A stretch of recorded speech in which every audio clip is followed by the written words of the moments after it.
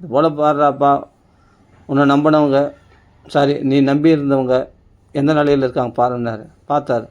ஆஹா, இதான் வாழ்க்கையா அப்படின்னு சொல்லி பத்திரகிரியார் என்ன பண்ணார், பட்டினத்தார் சொன்னார். அதெல்லாம் பட்டின பின்னாடியே ஓடியான்ட்டார்.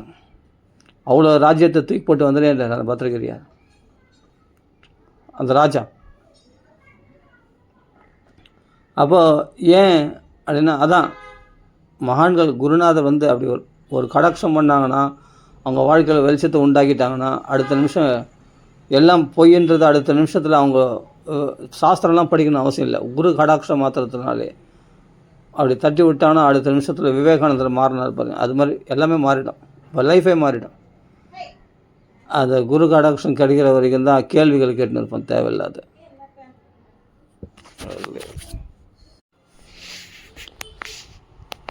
அப்படி யாருக்கு எப்படி வெளிச்சம் வரும்னு தெரியாது, திடீர்னு வந்துடும். அதெல்லாம் யதார்த்தமாக நடக்கிற பகவானுடைய அனுக்கிரகம் எப்போ யாருக்கு பழிக்குன்னு சொல்ல முடியாது. அப்போது பத்ரகிரியார், அப்போது அவருடைய மனைவி, சரி அதெல்லாம் நம்ம வேணாம், இருந்தாலும் அது சொல்கிறேன், அவருக்கு வந்து ஒரு வைராக்கியத்தை உண்டாக்கி உடனே ஒரு வெளிச்சம் உண்டாச்சு பாருங்கள். அதுக்கப்புறம் நான் எல்லாத்தையும் தூக்கி போட்டு வந்துனேன்ட்டார் பாருங்கள் பட்டினத்தார் பின்னாடி. ஏன்னா அவங்களாம் சன்னியாசம் ஆகணும்னு ட்ரைனிங் எடுக்கலை, பயிற்சி பண்ணல, சாஸ்திரங்களை படிக்கலை, எதுவுமே இல்லை. ஒரு வெளிச்சம், அந்த ஞான வெளி உண்டாயிடுச்சுன்னா அடுத்த நிமிஷம் எல்லாத்தையும் தூக்கி போட்டு போயிடுவாங்க. அதுக்கப்புறம் நீ எவ்வளோ தான் அது சத்தியம்னு சொன்னாலும் அது அம்ருஷா தான்.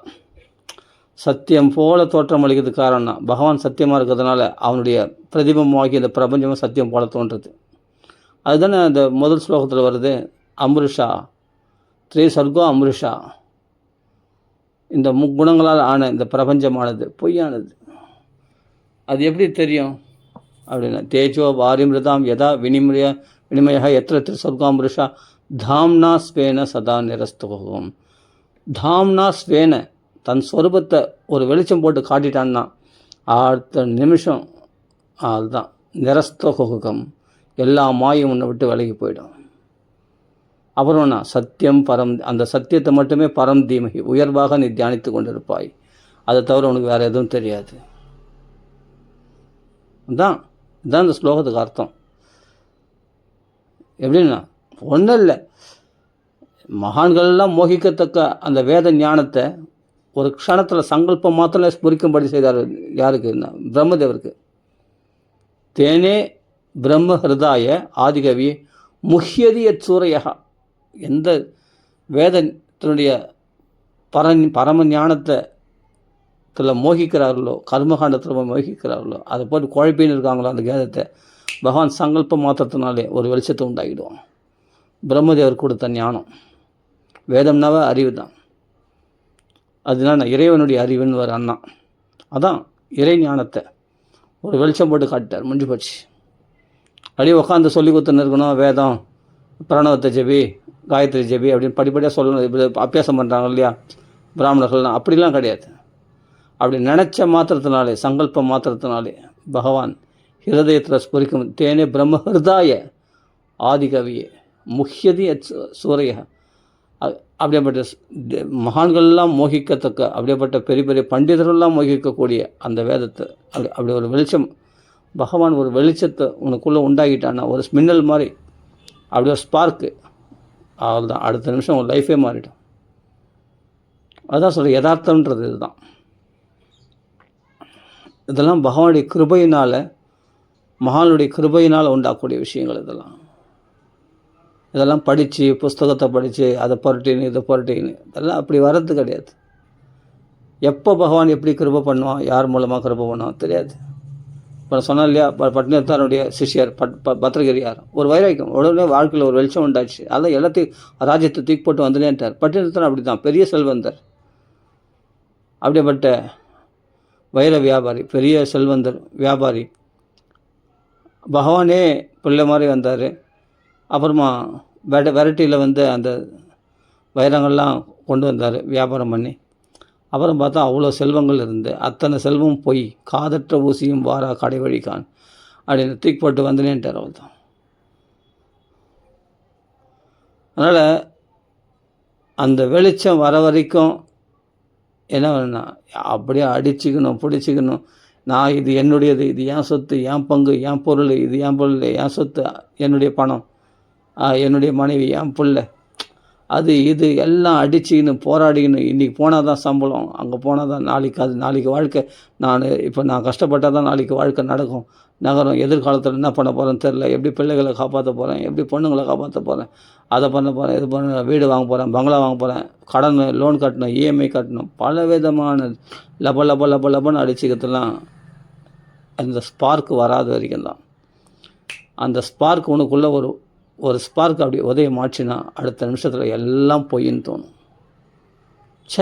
எவ்வளவும் கனவா, இத்தனை போய் சத்தியம் நினச்சினே என்ன, அத்தனையும் கனவு, அத்தனையும் ஸ்வப்ன சம்ஸ்துதம். இதெல்லாம் நேரம்னா லோஷ்டவத் ஸ்மிருதம் மண்ணாங்கட்டிடாதெல்லாம் ஒன்றுமே கிடையாது. வெறும் மண்ணுக்கு ஆசைப்பட்டேன் நான். ஆமாம், தேகமே மண்ணு தானே, தேகமே மண்ணால் ஆனது தானே. அப்புறம் இந்த தேகத்துக்குரிய எல்லாமே மண்ணு தானே. வீடு செல்வங்கள் எல்லாம் மண்ணு தானே. எல்லாம் ஜடமான ஒரு வஸ்து தானே, ஜடமான விஷயத்தை தானே ஆசைப்பட்டோம். எல்லாம் மண்ணு தானே. வீடெல்லாம் செங்கல் இருந்து எல்லாமே, வீடு, நிலம், காருகள் எல்லாம் மண்ணால் ஆனது தானே. இந்த தேகமே மண்ணால் ஆனது, முடிஞ்சு போச்சு. மிருதம் எல்லாமே. அப்போ இந்த மிருதத்தை அழியக்கூடியதை விளக்கி அமிர்தம் அப்படின்னா பகவத் பக்தி ரசம். அப்பா அது சொட்ட கேட்கணும். அப்போ அவனுக்கு பகவானுடைய இவன் என்ன தான் போராடுவான். காலைல 4 மணிக்கு எழுந்து காலை கடல் முடிச்சுட்டு பல்லு அழுகிட்டு நல்லா குளிச்சுட்டு ஸ்நானம் பண்ணிவிட்டு என்னென்னமோ நியமங்கள் நாம ஜபம் பண்ணுறேன், அது பண்ணுறேன், சந்தியாவந்தனம் பண்ணுறேன், காயத்ரி ஜபிக்கிறேன், எல்லாம் பண்ணுறேன், வேதங்கள் அத்தியனம் பண்ணி எல்லாம் பண்ணுறேன். பகவான் இழுத்து பிடிக்கிறான், ஆனால் நடக்கலை. அடுத்த நிமிஷம் ஏதாவது ஒரு பௌதிக விஷயங்களில் மனசு பறி கொடுத்துட்றான், முடிஞ்சு போச்சு. அவனுடைய அவகாசங்கள் எல்லாம் அது எடுத்துக்குது. அந்த பௌதிகமான விஷயம், வேலை, வெற்றி, மற்ற விஷயங்கள், பணம் சம்பாதிக்கிற விஷயம், ஏதோ ஒன்று, குடும்ப தொல்லைகளோ இல்லை நோய் நொடிகளாலேயோ, ஹாஸ்பிட்டலுக்கு போனோம், அங்கே போனோம், இங்கே போனோன்னு அலைச்சல், அவ்வளோதான். பிஸ்னஸ் மைண்டு, வேறு ஏதாவது. அப்போ இவன் எல்லாம் காலைல அவ்வளோ நியமங்களை கடைப்பிடிக்கிறான், அவ்வளோ ஜபம் பண்ணுறான், அவ்வளோ இது பண்ணுறான், அவ்வளோ சாதனைகள் பண்ணுறான். ஆனால் சிரமப்படுறான். எப்படி சிரமப்பட முடியும்? சாதனைகள் பண்ணால் பலன் தானே கிடைக்கணும். ஏன் சிரமப்படுறான்? அப்போது பகவான் கையிலேருந்து அவனுக்கு இன்னும் உத்தரவு வரலன்னு அர்த்தம். மகான்களிடத்துலேருந்து இன்னும் உத்தரவு வரல, பகவான்கிலேருந்து உத்தரவு வந்ததுன்னா இவ்வளோ சாதனைகள், அது வரைக்கும் சாதனைகள் பண்ணி தான் ஆகணும். நீ ஏன்னா தொடர்ந்து இருந்துட்டு பகவான் உடனே உத்தரவு குத்துருவானா? உன்னுடைய சாதனைகளை பார்ப்பான், இது எப்படி இருக்குன்னு பார்ப்பான் பகவான். ஆனால் பகவான் உன்னுடைய திறமையை வச்சு பகவான் கூலி கொடுக்கறதில்லை. காரணமில்லாத கருணை பண்ணுபவன் தான் பகவான். ஆனால் நம்ம கொஞ்சமாவது உண்மையாக இருக்கணும் இல்லையா? அந்த ஆன்மீக தேடுதல் கொஞ்சமாவது இருக்கணும் இல்லையா? பகவத் தேடுதல் அது கூட இல்லைன்னா அப்போ எப்படி பகவான் கொடுப்பான்? அந்த தேடுதல் இருக்கணும். நீ சிரமப்பட வேணாம், ஆனால் தேடுதல் இரு. மனசுக்குள்ளே அது ஓட விடு. அந்த ஆன்மீக தேடுதல். அந்த பரம்பொருள் கிருஷ்ணனை பார்க்கணும், ராமரை பார்க்கணும். பகவான் தேடுதல் அது இருந்துகிட்டே இருக்கணும். அப்போ நேத்தின்னு சொல்கிற மாதிரி இது வேணாம், இதெல்லாம் பொய், இதெல்லாம் நம்ம இதெல்லாம் சொப்னம் அப்படின்னு தள்ளக்கூடிய சக்தி இருக்கணும். அந்த சாமர்த்தியம் இருந்தால் தான். ஆனால் மகான்கள் வாக்கில் நம்ம எவ்வளோ பாகவதம் கேட்குறோம், ராமாயணம் படிப்படியாக பக்குவம் ஆடிடுறோம். ஏதோ இப்போ தான் கொஞ்சம் ஞானம் உதயமாகியிருக்கு, அப்புறமா மறுபடியும் மாயில் விழுறோம் அப்படின்னு நம்ம சொல்கிறோம். எவ்வளோ கஷ்டப்படுறோம், திருப்பி கீழே வர்றோம், மேலே ஏறுறோம், திருப்பி கீழே வர்றோம், மேலே வர்றான், திரும்பி கீழே வர்றான், மேலே வர்றான், திரும்பி கீழே வர்றான், திரும்பி காமக்ரோதங்கள் அடிபடுறான். அடடா தபஸ்லாம் போயிடுச்சு, தபஸ்லாம் போயிடுச்சு, பக்திலாம் போயிடுச்சு, மறுபடியும் சாதனை பண்ணு, மறுபடியும் நாமாக்களை சொல்லு, கடன்னு ஹரே கிருஷ்ண கிருஷ்ண ஹரே ராம ராம ஹரே ஹரே கிருஷ்ண கிருஷ்ண ஹரே ராம ஹரே அப்படின்ட்டு மறுபடியும் ஜபம் பண்ணுறான், இது பண்ணுறான். அப்புறமா நாம சங்கீதம் பண்ணுறான், ஹரே ராம ஹரே கிருஷ்ணா அப்படின்னு சொல்லி நாம ஜபம் பண்ணுறான், என்னென்னோ பண்ணுறான். பண்ணி மறுபடியும் சாதி கொஞ்சம் தெம்பு வந்தது, கொஞ்சம் சந்தோஷமாக இருக்கிறான். அடுத்த நிமிஷம் ஏதோ ஒரு ஆள்தான் ஒரு எப்படியாவது எந்த ரூபத்தில் நம்ம அஜாக்கிரதையாக இருக்கும்போது ஜாக்கிரதையாக இருந்து கலிபுருஷன் கெடுப்பான். அதுதான் கெட்டவொடனே அடுத்த நிமிஷத்தில் ஆள்தான். அது முக்கியம், இது முக்கியம். அதுதான் அங்கே ஓடு இங்கே ஓடு. அப்போ சாதனைகளை விட்டு மறுபடியும் ஐயோ 2 நாள் ஆச்சு சாதனை விட்டு மறுபடியும் செய், மறுபடியும் விட்ட இடத்துலேருந்து போடி மறுபடியும் ஹரே கிருஷ்ண கிருஷ்ண ஹரே ராம ராம ஹரே. இன்றைக்கி ஜபம் பண்ண முடியல, சரி நாளைக்கு சேர்த்து பண்ணிட்டோம்.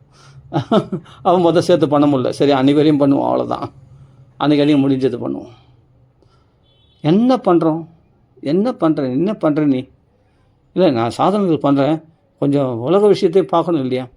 அத்தியாவசிய தேவைக்கு அதுவும் பண்ணல, இது பண்ணல. என்ன நீ என்ன பண்ணுற? ஒன்றே ஒன்று சொல்கிறேன், பகவானுடைய கிருபையை மாத்திரம் எதிர்பார்த்து கொண்டிரு. அஜாத பக்ஷா இவ மாதரம் ககா ஸ்தன்யம் யதா வத்சதர க்ஷுதார்த்தாக பிரியம் பிரியேவ விஷிதம் விஷன்னாக. அப்படி ஒரு காதலி என்ன காதலனை நோக்கி காதலி ஏங்கி கொண்டிருக்கிறது போல, ஒரு தாய் பாலை எதிர்பார்த்து கொண்டிருக்கிற ஒரு கன்றை போல, ரெக்கமுழக்காத குஞ்சு பட்சிகள் தாய் பறவை எதிர்பார்க்குறது போல பகவானுடைய கிருபையை நீ எதிர்பார்த்து கொண்டிரு. அவ்வளோதான் நீ செய்ய வேண்டியதாக. அந்த ஏக்கம் மட்டும்தான். கடினமான சாதனைகள் சீக்கிரமாக விட்டுறதுக்கு காரணம் அது. நீ கடினமாக ஒரு விஷயத்தை செய்து பாருங்கள், விருப்பம் இல்லாமல் சீக்கிரமாக விட்டுருவீங்க. ஆசையாக செய்யணும். அதான் சொல்கிறேன், ஆசை வேணுமானா கண்டிப்பாக பகவத் விஷயத்தில் ஆசை வந்தால் தான், இந்த ஆசை தான் அந்த ஆசையை விட வைக்கும். பக்தி விஷயத்தில் ஆசை உண்டாகணும் கண்டிப்பாக. இந்த ஆசை உண்டானால் தான் அந்த ஆசை, பௌதிக ஆசையை விட முடியும். அவ்வளோ லேஸில் விட்டுற முடியாது. அப்போ நம்ம என்ன பண்ணணும்? மாயை ரொம்ப பொல்லாது, எந்த ரூபத்தில் வரும், எந்த ரூபத்திலும் நம்ம என்ன தான் நம்ம தனிமையில் இருந்தாலும், நம்ம என்ன தான் நம்ம காப்பு, நம்ம எவ்வளோ தான் பாதுகாப்பாக இருந்தாலும், எவ்வளோ மௌனமாக இருந்து யார் பிரச்சனையும் போனாலும், ஆனால் பிரச்சனை தேடி வரும். சொல்ல முடியாது, எப்படி இருந்தாலும் நம்மளை தேடி வரும். நாம் தான் வேறு வழி இல்லாமல் பொறுத்துன்னு போகணும். எல்லாம் பல்ல கடிச்சுன்னு தான் போய் ஆகும். அப்படின்ற சூழ்நிலையில் தள்ளப்பட்டோம். வேணுமுன்னே வின்சண்டிக்கு வருவாங்க, வேணுமுன்னே. எனக்கு கூட அப்படி தான் நடக்குது, சொல்கிறேன். அது மாதிரி வருவாங்க, தேடி தேடி வருவாங்க. ஆனால் நம்ம தான் வேறு வழி இல்லை, சைலண்ட்டாக போய் ஆகணும். பகவானுக்கு தெரியாதா உனக்கு வருது இவ்வளோ இடையூறுகள், நீ பண்ணுற பக்தி சாதனையில் இவ்வளோ இடையூறுகள் வருதுன்னு பகவானுக்கு தெரியுமா தெரியாதா? பகவானை பார்த்து கொண்டு இருக்கிறானா இல்லையா? மகான்களை வழிபடுறோம், நம்ம சாதனை சிரமங்கள் படுறோன்னு தெரியுமா தெரியாதா பகவானுக்கு? அப்போ இதுக்கு என்றைக்காவது ஒரு நாள் பலன் கிடைக்குமா கிடைக்காதா? கண்டிப்பாக கிடைக்கும். ஆனால் நாம் என்ன பண்ணணும்னா, நம்ம என்ன பண்ணணும்னா, நம்ம நினச்செல்லாம் சந்தோஷமாக இருந்துட முடியாது. நம்ம என்ன பண்ணுறோன்னா, இவ்வளோ சிரமங்கள் படுறதை காட்டிலும் யதார்த்தமான வாழ்க்கை வாழ தெரிஞ்சு பகவானுடைய கிருபை, நம்ம சாதனைகளை நம்புறோன்னா நம்ம சாமர்த்தியத்தை நம்புறோன்னு அர்த்தம். நாம் பகவானுடைய கிருபையை மனசார தியானம் பண்ணோன்னா, கிருஷ்ணா என்னால் முடியலப்பா, 10,000 வருஷம் தாவும் பண்ணப்பா, உன்னை பார்க்க முடியல கிருஷ்ணா அப்படின்னு கர்த்தம பிரஜாபதி சோர்ந்து போயிட்டார். 10,000 வருஷம் தவம் யார் பண்ணுவா? 10,000 வருஷம் தவம் உனக்கு குப்பை. அவன் சாமர்த்தியம் இருந்து தபஸ் பண்ணுறான், சரி நீ பண்ணுப்பா. ஆனால் நான் கிருபை பண்ணுன்னா, அப்புறம் 4 போட்டு கண்ணீர் விட்டார். கிரியாஸ் பகவானை நினச்சி, கிருஷ்ணா பகவானே உன் தரிசனத்துக்கு தானே ஆசைப்பட்டு நான் 10,000 வருஷம் தவம் பண்ணேன், நீ என்றைக்கு கிருபை பண்ணுவேன் அப்படின்னு சொல்லிட்டு 4 போட்டு கண்ணீர் விட்டார். இப்படி திரும்பி பார்த்தா பகவான் ஸ்வேத நாராயணனா பகவான் வெண்மையான ரூபத்தில் பகவான் கிருதயுகத்தில் காட்சியளிக்கின்றான். 16 வருஷம் தவம் போனதுக்கு வரல, அந்த 4 போட்டு கண்ணீருக்கு தான் பகவான் வந்தாரான். ஸ்ரீ அண்ணா சொல்லுவார் அழகா. அப்போது நீ சாதனைகள் பண்ணலாம், ஆனால் தபஸ்லையாவது தபஸில் என்ன பிடிச்சிட முடியுமா? நீ தபஸில் என்ன பிடிச்சிடுவியா? பிடிக்க முடியுமா? ஞானத்தினால் பிடிச்சிடுவேன். அதை போட பகுநாம் ஜென்மனாமந்தே ஞானவான் மாம் பிரபத்தியதே வாசுதேவ சர்வம் இது மகாத்மா சுதுர்லபா. எல்லாம் வாசுதேவன் தான், அவன் கிருபை இல்லாமல் என் ஞானத்தினால் அவனை பிடிச்சிட முடியாது அப்படின்னு தெரிஞ்சுக்கிறதுக்கு தான் நீ மகாத்மா. மகாத்மா சுதுர்லபா. அப்படிப்பட்ட வாசுதேவன் தான் எல்லாம். வாசுதேவன் அனுகிரகம் இல்லாமல் நான் ஞானத்தினால, நான் தனிப்பற வரட்டு வேதாந்தத்தினால, ஞானத்தை ஆராய்ச்சினால நான் பார்த்துட முடியாது அப்படின்னு உணர்ந்தவன் அடுத்த நிமிஷம் பகவான் பிரத்யட்சம் அனுப்பான். நான் தியானத்தில் தேடுறேன், இருட்டில் இறைவனை தேடுறேன், கண்ண முடியுன்னு தேடுறேன் தேடினேக்கிறேன். எத்தனை அநேக ஜென்ம சம்சித்தாக தேடுறேன்ப்பா, தேடுறேன், கண்டிப்பாக கிடச்சிடுவார். நான் இப்போ முயற்சி பண்ணுகிறேன், தேடிங்கிறேன். இருட்டில் இறைவனை தேடுறேன், கண்ண முடின்னு இருட்டில் இறைவனை தேடுறாராம். என்னென்னா மூச்சு அடக்கி யமனியமங்களை பண்ணி பஞ்சாக்னி மத்தியில் வாதாசி பர்ணாசி இருந்து சாஸ்திரங்களை படித்து கரைச்சி குடித்து அப்படி மூச்சாடி அப்படி நிமிர்ந்து யுக்தாகார யுக்த சேஷ்டசிய ஆள் தான் யுக்த சப்னசிய அப்படின்னு சாப்பாடு குப்பாடு எல்லாம் கண்ட்ரோலாக பக்காவாக தியானம் பண்ணுறார். ஆனால் கட்சியில் ஒரு மாயை வந்து ஒரு அடி அடித்தோடனே எல்லாத்தையும் கோட்டை விட்டார். அத்தனை தபசும் போயிடுச்சு. அதுதான் புரிஞ்சுக்கணும்.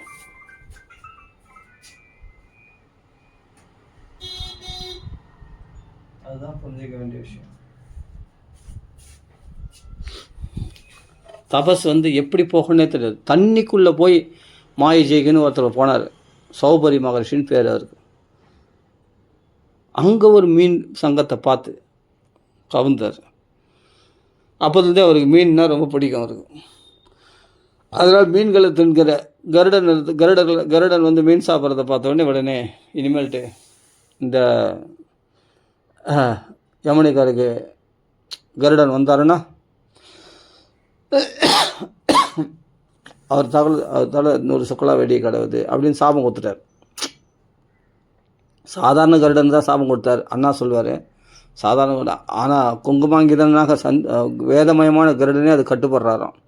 சௌபரி மகர்ஷி கருடன் பார்த்து சாபம் கொடுத்துட்டார். ஏன்னா மீன்களை சாப்பிட்றத பார்த்து. ஏன்னா மீன் இடத்துல அவ்வளோ பட்டுதல். ஏன் அந்த மீன் இடத்துல அவ்வளோ பட்டுதல்னா மீன் சங்கத்தினால தான் அவருக்கு பந்தமே உண்டாயிடுச்சு. அதை மறந்துட்டார். அந்த சௌபரி மகர்ஷி அதுக்காக சாபம் கொடுத்தாராம். அந்த சமயத்தில் கொடுத்துருக்காரு. அப்போது மாந்தாதாரனுடைய 50 பெண்களை போய் கல்யாணம் பண்ணினார்.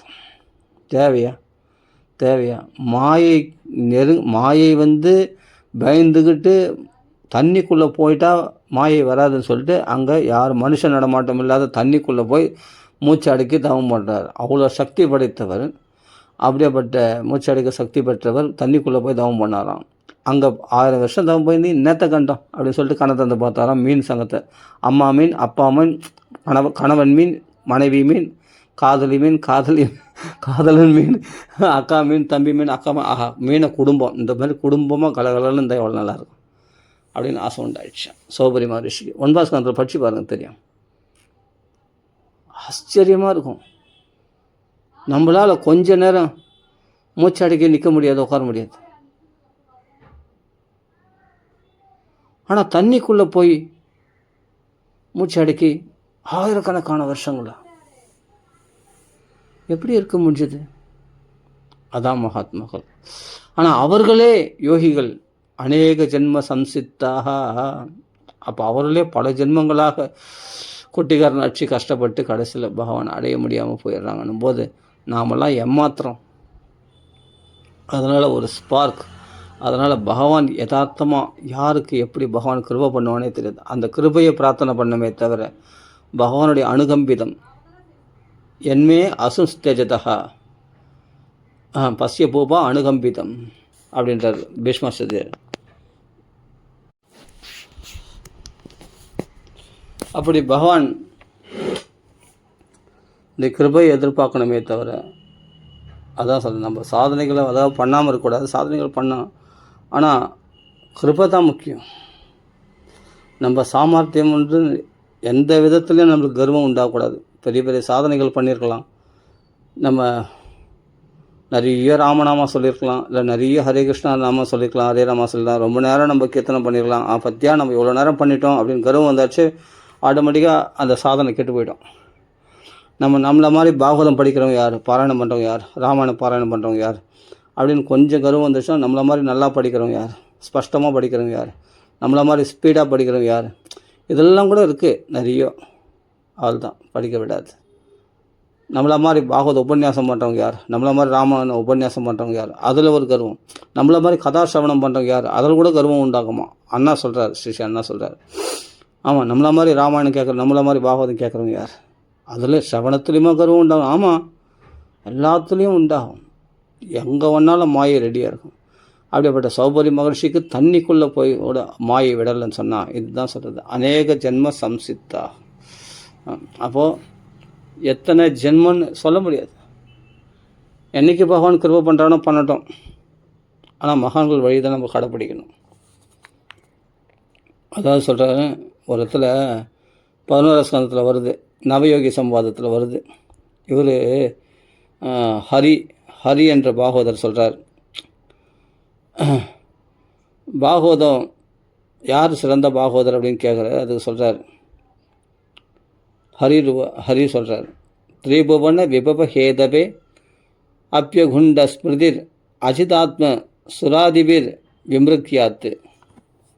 அதாவது 3 லோக ராஜ்யமும் சரணத்தில் நம்ம திருவள்ளில் கொண்டு வந்து கொட்டி கொடுக்குறோன்னு சொன்னால் கூட யாருடைய மனசு ந சலதி பகவத் பதாரவிந்த லவநிமிஷ அர்த்தம் அபி எஸ் வைஷ்ணவாக்கிரியா. விஷ்ணு பக்தர்கள் முதன்மையானவர் யாருன்னா, 3 லோகத்துடைய ஐஸ்வர்யத்தை கொட்டி கொடுக்குறேன்னு இந்திரன் கொண்டு வந்து கொட்டினாலும், இல்லாட்டி மற்ற எல்லாத்தையும் பிரம்மலோக பாரமஷ்ட பதவியே கொண்டு வந்து கொட்டினாலும், நான் கொஞ்சம் கிருஷ்ணனை மறந்துடு, நீ பக்தியை விட்டு வா, உனக்கு இவ்வளோ ஐஸ்வர்யங்களை, செல்வங்களை, இவ்வளோ சௌபாக்கியங்களை, அதே பிரம்மலோக வயசே உனக்கு கொடுக்குறேன், பிரம்மதேவருடைய ஆயுளை கொடுக்குறேன், தேவலோக ஆயுளை கொடுக்குறேன், வா இதெல்லாம் அனுபவி அப்படின்னு கூப்பிட்டா கொஞ்சம் ஒரு 11 நிமிஷம் கூட, அரை நிமிஷம் கூட, 11 நிமிஷம் அர்த்தம், 11 நிமிஷம் இல்லை, அறம், அதில் பாதி, அந்த நிமிஷம் கூட பகவானை விட்டு விலகாதவர்கள் யாரோ அவர்கள் தான் விஷ்ணு பக்தர்கள் முதன்மையானவர். அப்படி கிருஷ்ணனை மறக்காமல் இருப்பாங்களாம். 3D யுகாயுதேன்னு சொல்கிறோம் இல்லையா, கோபிகள்லாம் அப்படி தான் இருந்தாங்க. அவர்கள் தான் விஷ்ணு பக்தர்கள் முதன்மையானவர். எப்படி கிருஷ்ணனை மறக்காமல் இருக்க முடியும்னா, அவ்வளோ சொத்து சுகம் ஐஸ்வர்யங்கள், இவ்வளோ வைபவங்கள், அப்படிப்பட்ட 3 லோக ஐஸ்வர்யத்தையும் கொண்டு திரிபுவனம் ஐஸ்வர்யம்னு சொல்லியிருக்கீங்க. அது ரொம்ப அழகாக சொல்கிற, திரிபுவனம் விபவ ஹேதவே அப்யகுண்ட ஸ்மிருதிர் அஜிதாத்ம சுராதிபிர் விமிருக்கியாது. எந்த தேவர்களுக்கெல்லாம் ஆசைப்படத்தக்க தேடக்கூடிய ஐஸ்வர்யங்களோ அந்த ஐஸ்வர்யங்களை கொண்டு வந்து கொட்டுறனா கூட நச்சலதி பகவத் பதாரவிந்தா லவநிமிஷார்த்தம் அபி ச வைஷ்ணவாக்கிரியா. அரை நிமிஷம் கூட பகவானை விட்டு பிரியாதவர்களாக இருப்பாங்களாம். அவர்கள் தான் வைஷ்ணவர்களுக்குள் விஷ்ணு பக்தர்கள் முதன்மையானவர்கள். சொத்து சுகம், நம்ம சொல்கிறேன், இந்த லோக சைக்கியத்தையும் கொஞ்சம் நம்மளுக்கு பணம் கிடைக்குதுன்னு சொன்ன உடனே பகவானை மறந்துட்டு, நம்ம பூஜைகளை மறந்துட்டு நாம் என்ன பண்ணுறோம், பணம் சம்பாதிக்க போயிடுறோமே. 3 லோக ஐஸ்வர்யங்கள், பிரம்ம பட்டமே கொடுக்குறாங்க, அதில் கூட நழுவ மாட்டாங்களாம். பிரகலாதன் போன்றவர்கள், கோபிகள் போன்றவர்கள் மனசுக்கு ஒரு நிமிஷம் கூட பகவானை கொஞ்ச நேரம் மறந்துட்டு தான் பிரகலாதன் சொல்கிறாரு, மீனை தண்ணியிலேருந்து வெளியே விட்டுட்டா ஜஷானாம் இவ தோயம் எப்சிதம், ஜஷானாம் இவ தோயம் எப்சிதம் அப்படின்னு சொல்லியிருக்கார். தோயம் எப்சிதம் நல்ல காலம் ஸ்லோ ஞாபகம் வந்து, ஜஷானாம் இவ தோயம் எப்சிதம்னா தண்ணியிலேருந்து அந்த நீர் தான் அதுக்கு ஆதாரம், நீர் தான் அதுக்கு ஆகாரம். அந்த நீரை விட்டு கொஞ்சம் வெளியே வந்துட்டால், வெயிலில் தூக்கி போட்டால் அப்படியே துடிச்சு போய் அப்படியே செத்து போயிடுமோ அந்த மீன். எப்படியாவது தண்ணிக்குள்ளே போக தான் ஆசைப்படுமே தவிர, துடிச்சு இருக்கும் வெளியில் கரையில் எடுத்து போட்டால் அந்த மீன் எப்படி துடிக்குமோ அது மாதிரி பக்தர்கள் கிருஷ்ணனை விட்டு ஒரு நிமிஷம் பிரிஞ்சுதான் கூட துடிச்சு போயிடுவாங்களாம். அப்படியே அந்த கிருஷ்ணனுடைய தியானத்திலேயே இருந்து, அந்த கிருஷ்ண பக்தியிலேருந்து அப்படியே அதை சலிக்க செய்யாதான். இவ்வளோ ஐஸ்வர்யங்கள், சொத்து சுகம், இதெல்லாம் என்னென்னா அவங்களுக்கு நரகம் போல தோணுமா. அதை சொல்கிறாரு ஒரு இடத்துல, நிறைய அபி அப்படின்னு சொல்கிறார். நரகத்தில் கிடைக்கக்கூடிய நரகத்தில் கிடைக்கக்கூடிய சுகமாக நினைப்பாங்களாம். அதை நரகத்துக்கு துல்லியமாக நினைப்பாங்களாம், பிரம்மப்பட்ட வரைக்கும். அது இன்னொரு இடத்துல சொல்லியிருக்கு. இந்த இடத்துல என்னென்னா 3 லோக ஐஸ்வர்யத்தையும் கொட்டி கொத்தாலும் தேவர்களே ஆசைப்படக்கூடிய, தேவர்களே தேடக்கூடிய அந்த ஐஸ்வர்யங்கள்லாம் பிரம்மப்பட்ட வரைக்கும் எது கொடுத்தாலும் அவர்கள் விரும்பவே மாட்டாங்க. 11 நிமிஷம் கூட, அதில் 11 சொல்கிறக்கூடிய அந்த நிமிஷத்தில் அரை நிமிஷம் கூட பகவானை விட்டு விலகி இருக்க மாட்டாங்களோ அவர்கள் தான் கிருஷ்ண பக்தர்கள் முதன்மையானவர்கள் அப்படின்னு சொல்லியிருக்கு. வைஷ்ணவாக்கிரியா அப்படின்னு சொல்லி. அப்போ அந்த அளவுக்கு இது நம்ம சாமர்த்தியத்தினால இது மாதிரி இருக்க முடியுமா? ஆனால் ஒரு பகவானுடைய யாருக்கு தத்விஷயாமதிகின் பகவான் அனுகிரகம் பண்ணுறானோ, இல்லை மகானுடைய கிருபா கடாட்ச மாத்திரத்தினாலே இருக்க முடியும். நாரதனுடைய கிருபா கடாட்சத்தை மாத்திரத்தினாலே பிரகலாதன் அப்படி ஆயிட்டான். எத்கிருபாதோ அப்படின்னு பதம் இருக்குது மகாத்மியத்தில். ஜெயதி ஜெகதிமாயாம் யஸ்ய காயாதவஸ்தே வச்சன ரச்சனம் ஏகம் கேவலம் ச ஆகலைய ಧ್ರುವಪದಮಪಿ ಯಾದೋ ಯತ್ಕೃಪಾದೋ ಧ್ರುವೋ ಅಯಂ சகல குஷல பாத்திரம் பிரம்மபுத்திரம் நதாஸ்மி. அது ஸ்திரீகள் இருந்தால் நதாஸ்மின்னு சொல்லணும், புருஷர்கள் இருந்தால் நதோஸ்மின்னு சொல்லணும். லிங்கம் மட்டும் மாற்றிக்கணும். இந்த ஸ்தோத்திரத்தை நாரதரை போடக்கூடிய ஸ்தோத்திரம் இது. பக்தி தேவி ஸ்தோத்திரம் பண்ணுறான். ஜெயதி ஜெகதிமாயாம் 14 உலகத்துக்கு அதிபதி இரண்யகசிபு. அவனுக்கு அடுத்தது சொத்து இவனுக்கு தான் வரப்போகுது. யாருக்கு? பிரகலாதனுக்கு. ஆனால் ஜெயிச்சிட்டானா அந்த மாயையை. அப்படின்னா அதுக்கு விருப்பமே இல்லையா அவனுக்கு. எதனால்னா நாரதர் சொன்ன வார்த்தையை கிரகிச்சு வச்சன ரச்சனம் ஏகம். அந்த நாரதர் சொல்கிற வார்த்தை ஒன்றை மட்டுமே உறுதியாக பற்றி கொண்டு நாராயணன் தான் பரதெய்வம், நாராயண பரா கதிஹி அப்படின்ட்டு ஒரே கதியாக நாராயணனை பற்றி கொண்டதுனால அப்போ இந்த நாராயணனை ஒரு க்ஷணம் கூட விட்டு விலகாமல் ஸ்மரண பக்திக்கே பிரகலாதன் தான் பேர் போனவன். அப்படி இருந்தான்னு சொன்னால் குரு அனுக்கிரகம் அவ்வளவும் காரணம். குரு பிரசாதம். அவனால் மற்ற விஷயங்கள் சலிக்க செய்யவே முடியாது. ந சலிதா அப்படின்னா ந சலதி பகவத் பதாரவிந்த லவ நிமிஷா அர்த்தமபி ய சவ ய ச வைஷ்ணவாக்கிரிய அக்ரிய முதன்மையானவர்கள் அவர்கள். இதெல்லாம் அதான்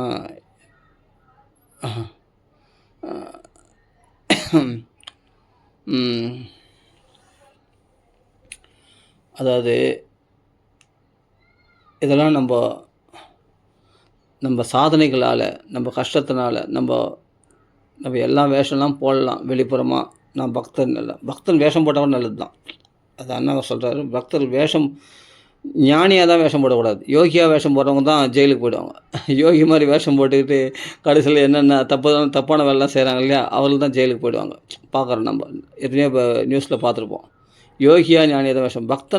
பக்தனாக வேஷம் போனால் எப்படின்னா போதனை எதுக்காக இது சொன்னால் பிரமாணம் இருக்குது. பக்தி மாதிரி வேஷம் போட்டுன்னு பகவானத்துக்கு பால் கொடுத்தா போதனை. ஆனால் தாய்க்கு சமமான பதவி அடைந்தா. பக்தனாக வேஷம் போட்டு நீ ஆள் சேர்க்கறதுக்காக இல்லை, பக்தன் மாதிரி கிருஷ்ணத்தில் வேஷம் போட்டுன்னு போகிறேன்னா பகவான் அந்த வேஷத்துக்காக கூட பகவான் அனுகிரகம் பண்ணுவான். பக்தனாக வேஷம் போடலாம் அப்படின்னு மகான்கள் சொல்லிடுறான். பக்தனாக வேஷம் போடணும். திருநெல் வச்சுருக்க, நாமம் போட்டுக்க, பக்தனை வெளி வேஷம் போட்டால் கூட அது கட்சியில் அது உண்மையான பக்தி ஆகிடும். பகவான் என்ன பண்ணுறான், அது கூட கிருபை பண்ணுறானா.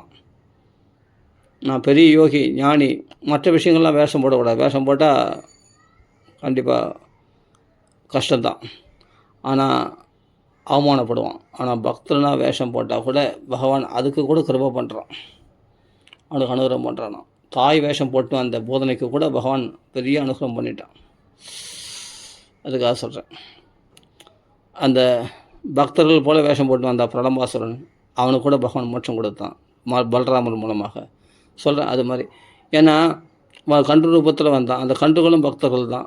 அந்த வத்சாசுரனை பகவான் தூக்கி அடித்து வதம் பண்ணி, ஆனால் தன் திருவள்ளியில் சேர்த்துக்கினான். ஆனால் வதம் பண்ணான் வெளிப்புறமாக. ஆனால் வத்சாசுரனுக்கும் மோட்சம்தான். அப்போ போதனைக்கும் அப்படி தான் வதம் பண்ண மாதிரி, ஆனால் போதனை மோட்சம் அப்படின்னு சொல்கிறேன்.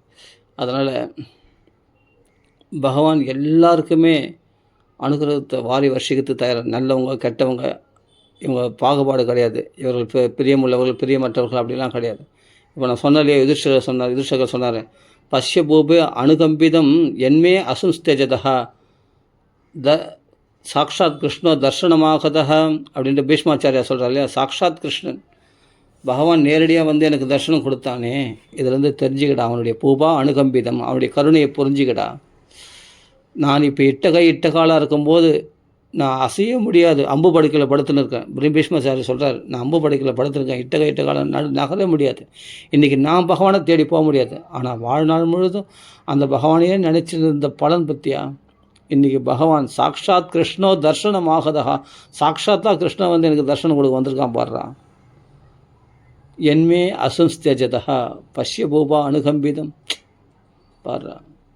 அதான் சொல்கிற, பக்தியாவேஷ்ய மனோயஸ்மின் வாச்சா என்னாம கீர்த்தையன் தெஜந்த் கலேவரம் முச்சதே காமகர்மபிகி. அவர்கள் ஆசைகளிலிருந்து கர்மாக்களிலிருந்து விடுபடுகிறார்கள். வாக்கால பகவான் நாமா சொல்லின்று எந்த பகவானை தியானம் பண்ணி கொண்டு இந்த தேகத்தை விடுகிறார்களோ அவர்கள் எல்லா விதமான கர்ம வினைகளிலிருந்து விடுபடுகிறார்களாம். எல்லா விதமான ஆசைகளிலிருந்து விடுபட்டுறான் அப்படின்னு அவர்கள் மோட்சம்னு அர்த்தம். மறுபிறப்பு கிடையாது. கர்ம வினை இருந்தாலும் மறுபிறப்பு எடுக்கணும், ஆசை நிறைவேற்றி கொள்வதற்காக மறுபிறப்பு எடுக்கணும். ரெண்டுமே நீங்கிட்டு தான். காம கர்மபிகி முச்சரே காம கர்மபிகி, எல்லா ஆசைகளிலிருந்து எல்லா கர்ம வினைகளிலிருந்து விடுபட்டுகிறார். அப்படின்னா மோட்சத்தை அடைகிறார், வைகுண்டத்தை அடைகிறார்கள். அவர்களின் மேல் கர்மாலாம் எரிஞ்சு போச்சு, ஆசைகள்லாம் அடியோடு போச்சு. அவ்வளோ சௌக்கியத்தை கொடுக்கக்கூடியது கிருஷ்ண பக்தி. அப்படின்னா அது யார் விரும்ப மாட்டா? அவர்கள் நம்ம சின்ன விஷயத்தையே நம்ம சலிக்க செய்தது சலதின்னு சொன்னோம். இப்போ நம்ம த்ரீலோக ஐஸ்வர்யமும் சலிக்க செய்யாது. உண்மையான பக்தர்கள் 11 நிமிஷம் கூட கோபிகள்லாம் சலிக்க செய்யாது. சொத்து சுகம் அது இதுன்னு அதெல்லாம் சலிக்க செய்யாது. எவ்வளோ ஐஸ்வர்யங்கள் கொட்டி கொடுத்தாலும் கிருஷ்ண சௌக்கியத்தை அனுபவிச்சு இருக்கிறவங்களுக்கு தோயம் இப்சிதம், மீனத்தை வெளிவிட்ட மாதிரி துடிச்சு போயிடுவாங்க. பகவானை விட்டுட்டு ஒரு அரை நிமிஷம் கூட பிரிஞ்சிருக்க முடியாது. அதுதான் பக்தியினுடைய லட்சணம். அப்படி இருக்க முடியுமான்னா இருக்க முடியும். அப்படிப்பட்ட பக்தர்களை ஆசிரிக்கணும். அப்படிப்பட்ட பக்தர்கள் யாருன்னா பாகவதத்தில் தான் பார்க்கலாம். இன்றைக்கி பார்த்தா சொல்ல முடியாது, எங்கேயாவது இருக்கலாம். அதுபோல் பக்தர்கள் போல் 11 நிமிஷம் கூட கிருஷ்ணனை மறக்காத ஹிருதயம் கொண்ட அப்படிப்பட்ட பக்தர்கள் யாரோ ஒருத்தர் இருக்கலாம். அவங்களாம் வெளியே காண்பிச்சு, அவங்களாம் வெளியே தெரிய மாட்டாங்க. ஆனால் நான் பார்த்த வரைக்கும் இப்போது முன்னாடி இருந்திருக்காங்க, அண்ணா இருந்திருக்கார், பிரம்மஸ்ரீ சுந்தரகுமார் சுவாமி இருக்கார். அது மாதிரி எங்கேயோ ஒருத்தர் ரொம்ப கஷ்டம் தேடி கண்டுபிடிக்கிறது.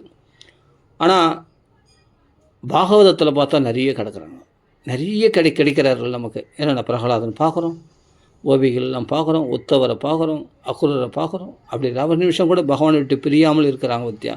அனவரதம் நாரதரை பார்க்குறோம். நாரதர் தான் நம்பர் 1. ஸ்ரீகிருஷ்ண தாசானம் அக்ரணிர் யோக பாஸ்கரஹா அப்படின்னு சொல்லியிருக்க அவரை. கிருஷ்ண பக்தர்களுக்குள்ள தாசர்களுக்குள் முதன்மையானவர், யோக சூரியனாக பிரகாசிக்கக்கூடியவர் அவர் தான் யோக பாஸ்கரஹா அப்படின்னா. பாஸ்கரன்னா சூரியன், யோக பாஸ்கரனா யோக சூரியனாக பிரகாசிக்கக்கூடியவர் அவர். ஏன்னா உலகத்துக்கெல்லாம் வெளிச்சம் உண்டாக்குது சூரியன் இல்லையா. அது மாதிரி எல்லாருக்கும் நாரதருடைய வாழ்க்கை, நாரதருடைய உபதேசங்கள் தான் நம்மளுக்கெல்லாம் வெளிச்சமாக, நம்மளுக்கெல்லாம் சூரியனா. நம்ம பக்தியான இருட்டை போக்கிறதுக்கான சூரியன் நாரதருடைய உபதேசங்கள் தான். நாரதர் உபதேசம் தான் ராமாயணம் பூரா. வால்மீகி உபதேசம் பண்ணது யார்? நாரதர் தான். இப்போ நாரதர் உபதேசம் தான் பாகவதம் பூரா. ஏன்னா வியாசருக்கு உபதேசம் பண்ணது யார்? நாரதர் தான். பிரகலாத உபதேசம் பூரா நாரதருடைய உபதேசம் தான். எல்லாம் நாரதர்களிருந்து வந்தது தான். ஆமாம், நாராயணியை தத்தம் பண்ணக்கூடியவர் தான் நாரதன்னு பேர் அவருக்கு. நாராயணனே நம்மளுக்கு தத்தம் பண்ணி கொடுத்துருவார், தூக்கி வாரி கொடுத்துருவார் நம்மளுக்கு நாராயணனை. அதனால தான் அவருக்கு நாரதர்னு பேர். அவ்வளோ விசாலமான மனம் படைத்தவர், அப்படிப்பட்ட மகாத்மா பிரம்மபுத்திரர். அப்போ பாருங்கள், அப்போது நாரதர் தான் உபதேசம் பண்ணார் ராமாயணத்தை, நாரதர் தான் உபதேசம் பண்ணார் பாகவதத்தை. அதை தான் இன்றைக்கி நம்ம படிச்சுருக்கோம் பாகவதத்தை. அப்படியேப்பட்ட இந்த பாகவதம் ராமாயணம் அதெல்லாம் மனசை இருக்கிற கலங்கங்களை இருட்ட போக்கக்கூடியது, எப்பொழுதும் வெளிச்சத்துலேயும் ஒன்று வைத்துக்கொள்ளக்கூடியது.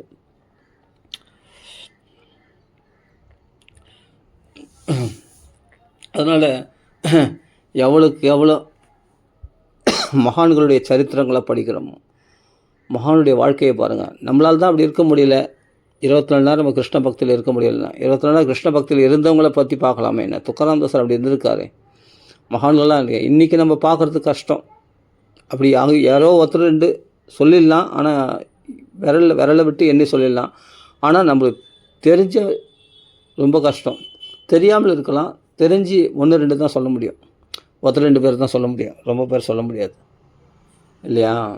ஆனால் பாகவதத்தை திறந்தால் நீ இன்றைக்கி இல்லைன்னு சொல்கிற இல்லையா, இன்றைக்கி இன்றைக்கி கிடைக்கிறது கஷ்டம்னு சொல்கிற இல்லையா, பாகவதத்தை திறந்தால் நிறைய பேர் கிடைப்பாங்க. அது மாதிரி பாகவதர்கள் கிருஷ்ண பித்து பிடித்தவர்கள், உண்மத்தாக அப்படி ஜடமாக பித்து பிடித்தவராக சனை படன் சுகாச்சாரியர் அப்படி பாகவத பாராயணம் பண்ணிருப்பார். சனை எப்பொழுதும் பாராயணம், பாகவத பாராயணம். அந்த வாக்கள் அந்த முணுமுணுத்துட்டே இருப்பார் எப்போத்தாலும் பாகவதத்தை. சில பேர் ராமநாமத்தை முணுமுணுத்துன்னு இருப்பாங்க. இவருக்கு என்ன ஜபம்னா பாகவதம் தான் ஜபம் ஆகும். சனை படன் யார்? பிரம்மனிஷ்டர் ஆகிய சுகாச்சாரியார். அப்போ அனைவரும் பாகவதமே ஜபம் இருக்குது, பாகவத பாராயணமே ஜபமாக இருக்குது அவருக்கு. அது எப்படி தான் இருப்பாங்களோ தெரியலப்பா மகான்கள்லாம். அப்போ அனைவரும் பகவானை விட்டு பிரியாமல் பகவத் பக்தியிலேயே தளித்திருக்கிறாங்க பற்றியா. இவரெல்லாம் நினச்சிக்கணும் காலில். எப்பொழுதும் கதைகளை பேசி இந்த தவ கதாமிருதம் தப்த ஜீவனம். இப்போ பீஷ்மாச்சாரியர் சொன்னேன், லலித கதி விலாச வல்குஹாச பிரணய நிரீக்ஷண கல்பிதோரமானஹ கிருதமணு கிருதவத்திய உன்மதாந்தகா பிரகிருதி மகன்களை அஸ்ய கோபவத்வகா. அந்த கோபிகள்லாம் உன்மதா நிலையில் அப்படிப்பட்ட பித்து பிடித்தவர்களாக கிருஷ்ண பக்தியில் தெளித்தவர்களாக, அதாவது என்னென்னா மதம் கொண்டவர்களாக இருந்தாலும், கிருஷ்ண பக்தியில் மதம் கொண்டவர்களாக இருந்தாலும், மதம் கொண்டவர்கள் பகவான் அனுகிரகம் பண்ணலாமான்னா அவர்கள் கிருஷ்ண பக்தி என்ற மதம் கொண்டவர்களாக இருந்தார்களாம். ஆஹா, கிருஷ்ணனை மாதிரியே ஆக்டிங் பண்ணாங்க. கிருஷ்ணன் மாதிரி நான் காளிய நர்த்தனம் பண்ணுறேன், ஹே துஷ்ட பாம்பே ஓடிப்போ ரமண தீபத்துக்கு, இங்கே இடத்துல வராது அப்படின்னு விரட்டுறாங்களாம். போதனையே அப்படின்னு சொல்லி உன்னை கொல்ற மாதிரி அப்படி ஒரு ஆக்டிங் பண்ணுறாங்க. கோவர்த்தனத்தை உடனே தன்னுடைய முந்தானையை தூக்கி கோவர்த்தனை உத்தாரணம் பண்ணிட்டேன், வாங்க இந்த நிழலில் எல்லாரும் வந்து அடைக்கலம் போகுங்கள், மழை புயலுக்கு பயப்படாதீர்கள், வாங்கள் உங்களுக்கு நான் அடைக்கலம் கொடுக்குறேன், விரதம் ஆகிதம் அப்படின்னு மச்சரணம் மத்கோஷ்டம் மன்னாத மத்பரிக்கிரகம், என்னால் அபயம் கொடுக்கப்பட்டவர்கள், என்னால் என்னுடைய சரணத்தை ஆசிரித்தவர்கள், உங்களுக்கு எந்த பயமும் கிடையாது, புயல் காற்றுலேருந்து பயப்படாதீங்க, வாங்க. மச்சரணம் மத்கோஷ்டம், என்னுடைய கோகுலத்து வாசிகளே வாங்கள் எல்லாரும் அப்படின்னு சொல்லிட்டு கோபிகள் என்ன பண்ணாங்க, தன்னை கிருஷ்ணனாக பாவிச்சுட்டு, அப்போ கிருஷ்ண மாதிரியே பாவிச்சுட்டு அப்படி உண்மதாந்தகா அப்படி பித்து பிடித்தவர்களாக இருந்தார்களாம், பைத்தியம் பிடித்தவர்களாக இருந்தாங்களாம் கிருஷ்ண பக்தியில். அப்போ அந்த முந்தானை தூக்கி இந்த மலையில், இந்த கோவர்த்தன மலையில் எல்லாரும் வந்து அடைக்கலம் போகுங்கள் அப்படின்னு கிருஷ்ண நிலைகள்லாம் அனுகரணம் பண்ணி கிருஷ்ணனாகவே ஆயிட்டாங்களாம். அவங்க பிரகிருதி மகன்கள்ன்றாரு, அந்த கிருஷ்ண பிரகிருதியாகவே மாறிட்டாங்க அவங்க. கிருஷ்ணன் இதெல்லாம் மறைஞ்சிருந்து பார்த்தான்னா எப்படி இருக்கும்? அவர்கள் அப்படி பித்து பிடித்தவர்களாக, அப்படி ஒரு பைத்தியம் பிடித்தவங்களாக, எஸ்ய கோபவத்வகா அந்த கோபவதுக்கள் அப்படி இருந்தாங்க. இதெல்லாம் பீஷ்மர் தியானம் பண்ணுறார். அப்போ இட்ட காலாக இருக்கும்போது அம்பு படைக்கலை, யார் வரணும்? பகவான் தான் தேடி வரணும், இவர் தேடி போக முடியாதுன்னு நினச்சா பகவான் வந்துடுவான்.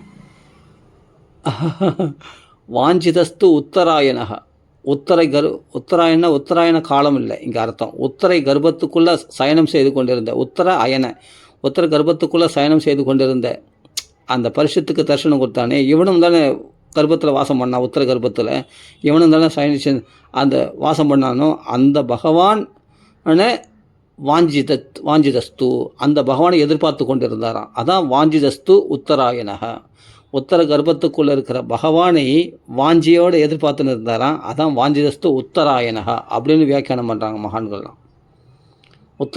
உத்தர கர்ப்பத்துக்குள்ளே ஆயனம் பண்ணியிருந்த அந்த கிருஷ்ணனை எதிர்பார்த்து கொண்டு இருந்தாராம். யார்? பீஷ்மாச்சாரியார். அதான் வாஞ்சிதஸ்து உத்தராயணகா.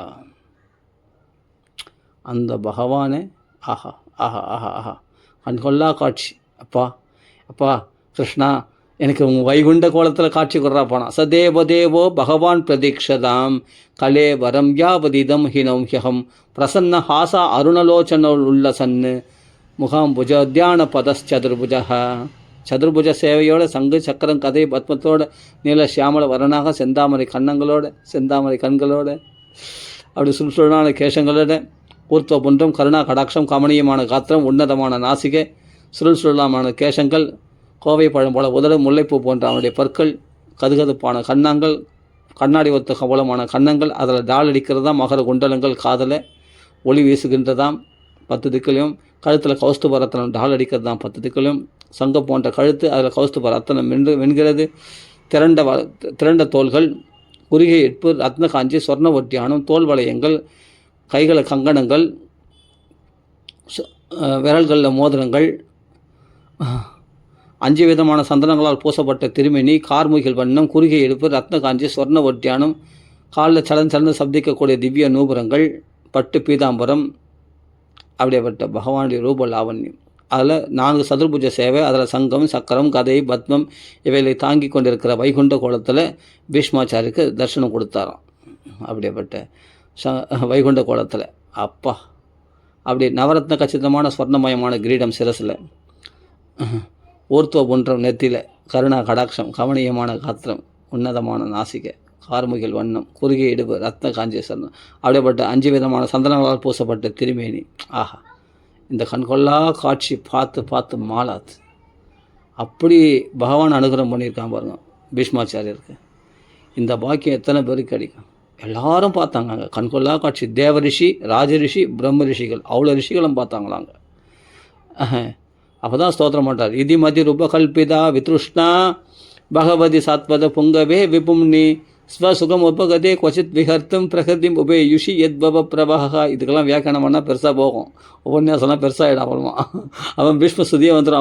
அப்புறமா டக்குன்னு அர்த்தது என்ன பண்ண திரிபுவன கமனம் தமால வர்ணம் ரவிகர கௌரவராம்பரம் ததானி பபுர் அழகு குலா விரதானனாப்ஜம் விஜய சகே ரதஸ்தம அனுவத்தியா யுதி துரகரச்சோ விதும்ர விஸ்வ கச்சலுரித சமவார் அலங்கர தாசியே மம நிஷித சரே விபித்தியமான துவச்சி விலசத் கவச்சி அஸ்து கிருஷ்ண ஆத்மா அப்படின்னு அப்படியே போயிடும். வியவஹித பிரதனா முகம் நிரீக்ஷ ஸ்வசுத விமுக தோஷ புத்தியா குமதிம் அகரத் ஆத்மவித்யை சரணரதி பரமஸ்தி தஸ்திம அஸ்து ஸ்வர்ணிகமம் அபஹாய மத் பிரதிக்தி அமிர்தம் அதிகத்தும் அவப்ளுத ரதஸ்தகா தத சரணப்பிரியா சலத்குஹு ஹரிரிவ ஹந்துமிவம் கதோத்தரிய அப்படியே வந்துடும். அந்த ஸ்லோகங்கள் சொல்லணும் ஒரு ஆசை, அதனால் சொல்லிட்டேன். ஆனால் இதெல்லாம் வியாக்கணம் பண்ண சொல்லாதீங்க இது. ஆனால் வியாக்கணம் பண்ண முடியாது என்னால், ஏன்னா இதெல்லாம் பெருசாக போகும். அவ்வளோ ஆழ்ந்த கருத்துக்கள் நிறைஞ்சுது இந்த ஸ்லோகங்களில். இந்த ஒவ்வொரு ஸ்லோகத்துக்கு வியாக்கியானம் பண்ணால் உபாக்கியானம் பெருசாகிடும். அவ்வளோ இதி மதிர் உபகல்பிதா. இந்த ஒரு ஸ்லோகத்தை மட்டும் வியாக்கியானம் பண்ணுறேன். நான் தான் வியாக்கியானம் பண்ணுறது, பகவான் சொல்ல வச்சா சொல்கிறேன், அவ்வளோதான். அவன் தான் உள்ளிருந்து அந்த பிரவிஷ்யம் மம வாச்சமமாம் பிரசுத்தம், என் வாக்கு எழும்புறது அவன் உள்ளிருந்து. அவன் உள்ளிருந்து குரல் கொடுத்தா தான் நான் பேச முடியும். அவன் ஊர்லேருந்து குரல் கொடுக்குறான். அதான் மம வாச்சமமாம் பிரசுத்தம், என் வாக்கு எழும்ப வைக்கிறதே அவன் தான். அப்போது என்ன சொல்கிறாரு பீஷ்மாச்சாரியர், இதி மதிர் உபகல்பிதா வித்ருஷ்ணா, ஆசையற்ற மனசை உனக்கு நான் அர்ப்பணம் பண்ணுறேன். அதாவது பிரம்மஸ்ரீ சுந்தர் எல்லாம் குருநாதர் தான் பிரமாணம். பிரம்மஸ்ரீ சுந்தரகுமார் சுவாமி தானே எனக்கு குருநாதர், அவர் தானே பிரமாணம். அவர் சொல்கிறாரு, பகவானுக்கு அர்ப்பணம் பண்ணக்கூடியது எப்படி இருக்குன்னா, அவன் கையில் இல்லாததாக இருக்கணும், நம்ம கையில் இருக்கிறதா இருக்கணும். ஏன்னா அவன் மனசு வாக்கு காயத்தில் அப்பாற்பட்டவன், புத்திக்கெலாம் அப்பாற்பட்ட சாட்சியாக இருக்கக்கூடிய நாராயணன் பகவான். அப்போ அவனிடத்தில் இல்லாதன்னு நம்ம மனசு தான். அந்த மனசை அர்ப்பணம் பண்ணாராம். அவங்கள் இல்லாத பகவானுக்கு கொடுத்தாராம். அதான் இதி மதி ரூபகல்பிதா. மதி என்னுடைய புத்தி, இந்த மனசை உனக்கு அர்ப்பணம் பண்ணுறேன்.